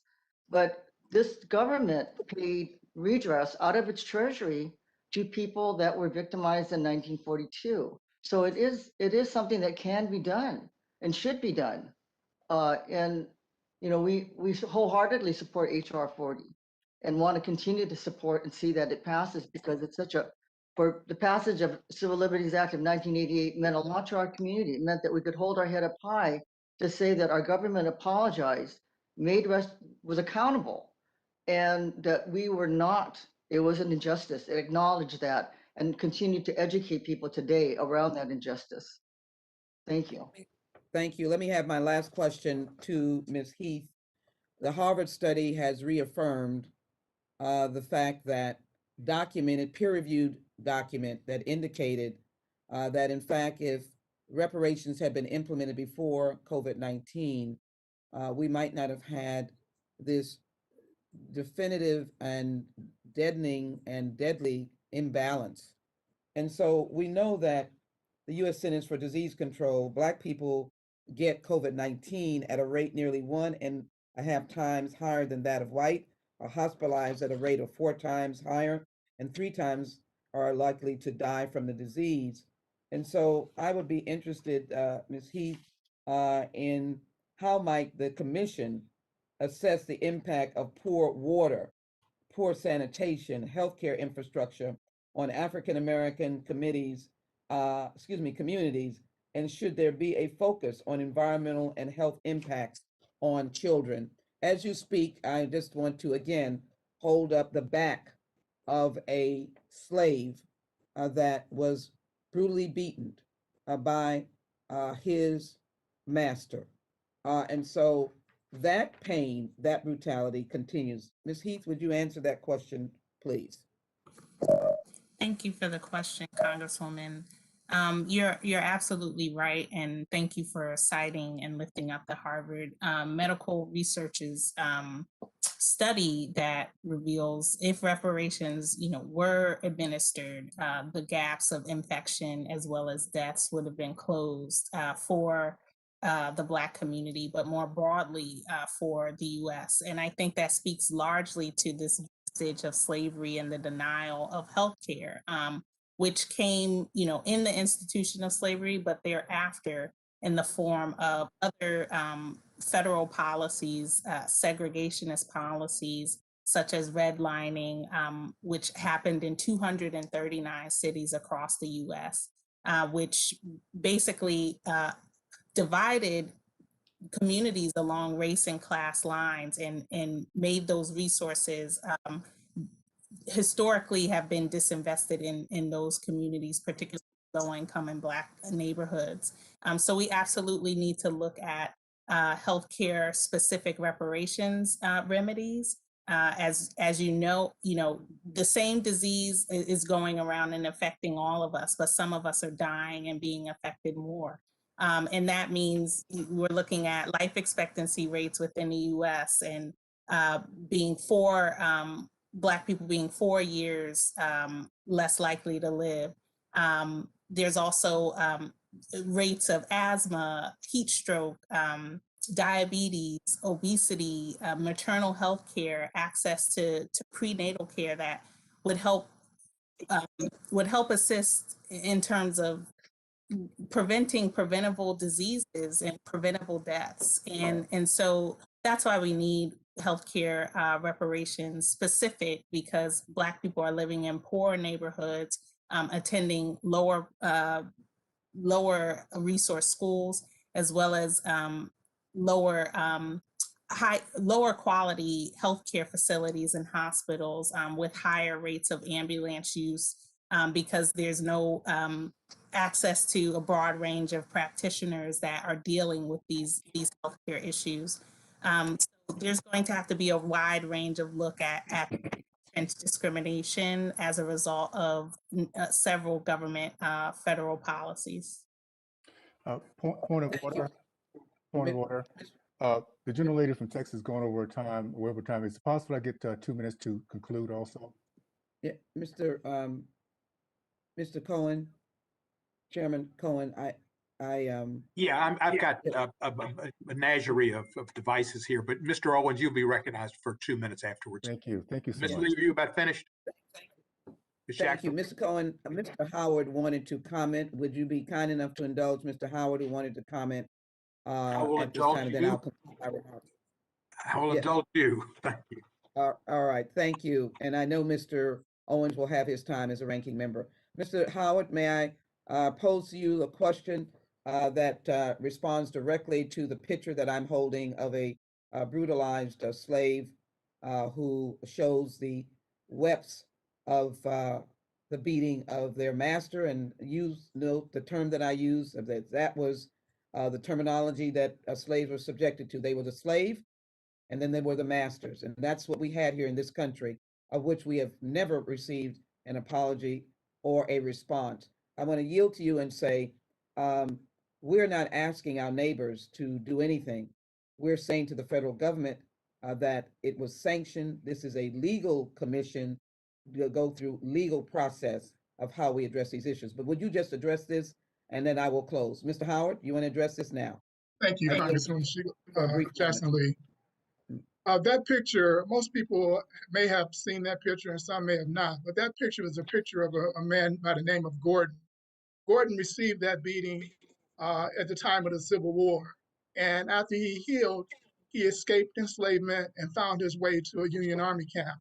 And it was there at that Union Army camp where that picture was taken after his examination to be enlisted into the Union Army to fight for the freedom of 4 million other of his enslaved brothers and sisters who were enshackled in America. And after joining the Union Army, Gordon went out on patrol and was beaten a second time and left for dead, but found his way back again to the Union Army and participated in one of the first major battle in Louisiana that was won by Black Union soldiers. So it's in that spirit that we continue this struggle to be repaired today, in the spirit of Gordon. And I just wanted to lift up his name. Thank you, Congressman. Thank you. And let me conclude my remarks by thanking Secretary Weber, Professor Ashumi, Mr. Howard, Mr. Masuki, Ms. Heath, and Mr. Shelton, and conclude my remarks with these simple statements. We have a wonderful group of members I want to acknowledge Congresswoman Bush in my closing remarks. And the reason is because she had great experience in Ferguson. I went there when Michael Brown was brutally killed and racially profiled. It wasn't in 1855. It wasn't in 1822. It wasn't in 1799. It wasn't even in the 1950s. It was in the 21st century. Mr. Brown was racially profiled, a young man headed to college, playing football, racially profiled. When we pierced the veil of that city, Ferguson, we found out that the whole community had been racially profiled. The whole city was basing its income, its revenue on fines and fees from African Americans, continuing disparities, and I say continuing remnants of slavery. So I thank Congresswoman Bush for her leadership in that fight. I'm glad she is here, but that is a very prime example of what continues to happen in the 21st century. I believe good Americans, and they're everywhere. This is a good country. It is a special country. It is a country that loves democracy, will welcome HR 40 and the healing, reparative aspects of this commission. And so the final question to all of us is why we can't wait. And Robert F. Kennedy asked the question when he was asked, when people ask me why, I ask why not. That is what we're saying today. When people ask us why, I say why not. And when they ask us what time, I say why we can't wait. I'm delighted to have had this opportunity, and I yield back. Thank you very much. Mr. Owens, you've been patient, and if you would like 2 minutes, 3 minutes, 4 minutes, even 5 minutes, you've got it. First down, 10 yards to go. You recognize, Mr. Owens. Thank you, Mr. Chairman, and I love the football analogy. It's something I still relate to years later. Let me just, first of all, I want to thank Mr. Elder and Mr. Walker for their time, and just give a minute or two, just to quickly, if you have any conclusions that you might want to give, so I can wrap this up on my side. Mr. Walker first, anything that you just want to quickly add before we close this out?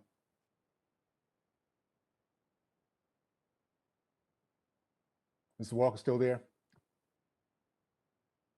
Okay, what about Mr. Elder? Is he still there?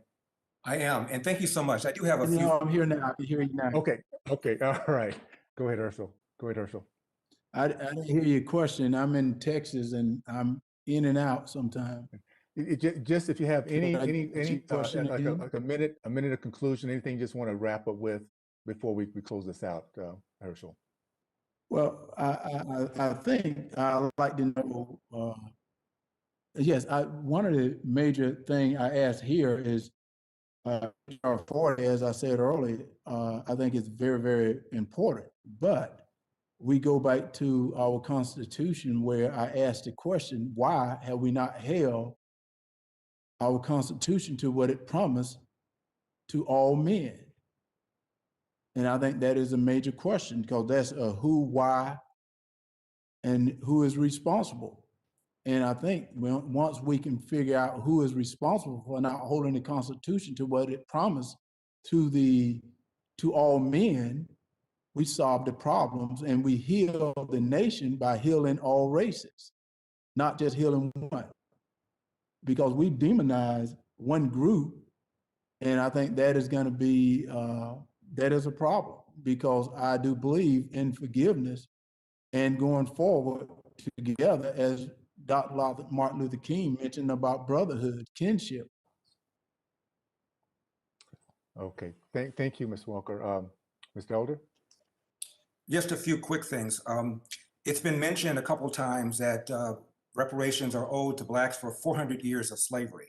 Well, America was founded in 1787 and slavery ended in 1865. So that's substantially less than 400 years.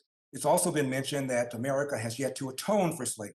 Well, remember that Lyndon Johnson launched the so-called War on Poverty in 1965. He specifically talked about the need to redress past grievances for Blacks. Since then, we've spent over $22 trillion in payments to fight the so-called War on Poverty.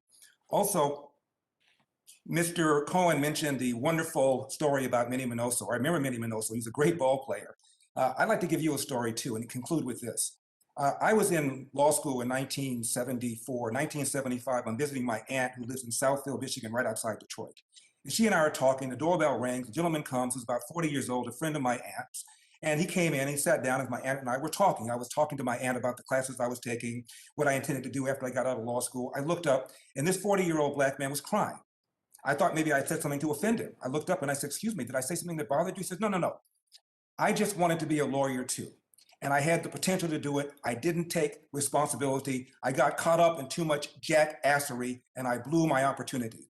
I went to school with a lot of young Japanese kids, Korean kids, and Chinese kids. They all had something in common. They busted their butts in homework. You look at a graph of who does homework in America, Blacks are outdone by Hispanics, who are outdone by whites, who are outdone by Asians. There's a reason that Japanese Americans, Chinese Americans, and Korean Americans make more money per capita than do white Americans. They work hard, they don't complain, they take responsibility, and I would urge all of Americans to follow that example. Thank you so much, Mr. Elder. I just want to wrap up just with this just a little bit of history real quick, guys. I was real blessed again to grow up in a household where my dad had returned from war. I'm not sure what the other experiences were on the call here, but the experiences of my dad and his brothers was that they came back from war and they were able to take advantage of GI Bill. They actually he came back. He could not get his postgraduate degree in Texas, where he grew up, because of Jim Crow laws. I ran across a box of letters when he passed away 8 years ago of rejection letters across this country. But what that generation did, they looked at that kind of rejection as motivation. He continued until he got to Ohio State, where he got his PhD in agronomy. His brother got his PhD in economics. He went on, and 3 years later is in Africa doing research. Now, I want to ask you, how many white Americans in middle 1950s were living in Liberia, Africa, and I was a 5-year-old kid at the time, with their parents doing research, traveling around the country? That's because that nation, that generation, took advantage of every opportunity they had, and they never felt sorry for themselves. They were out to win by commanding respect from those who needed to see them win. So Dad came back. He was 40 years of professor at Florida A&M, a very successful entrepreneur, researcher, a great mentor, and the most important thing, he taught us that you work hard. You work harder than the next guy. You start harder than the next guy, and you win in that process. That's the message we have to give. And I would ask that our Congresswoman, Congresswoman Jackson Lee, instead of showing something 200 years ago, how about showing a picture of my dad? That generation of great men and women who really went through the toughest of time, grew up in the Depression, went through this true segregation, the KKK, and they did not let it stop them. They led our nation, as I mentioned before, in all the categories of success, because they understood that their kids deserve to see success full-fledged. We need to take the time, instead of opening up past wounds, what's happening today to our kids?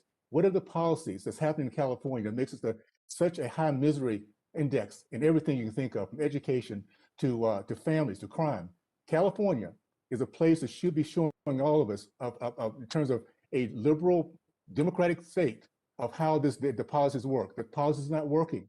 And at the end of the day, those are policies that we have to look at, not the past, because together we put the right policies where everybody has the same opportunities for life, living, and the pursuit of happiness, and we can show everyone how great our country has always been in terms of opportunities and where we're going in the future. So please use my dad's picture, and I'll send it to anyone who needs it, in terms of what we're doing today, instead of what happened 200 years ago from strangers we don't know.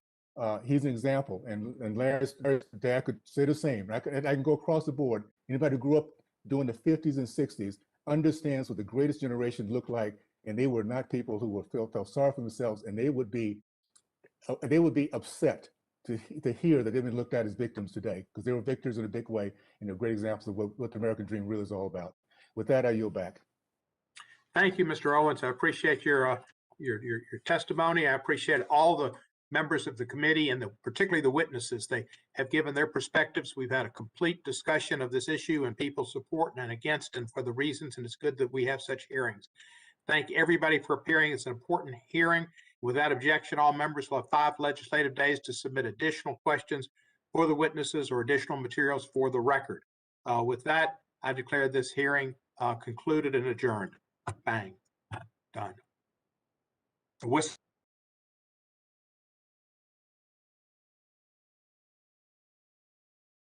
Thank you.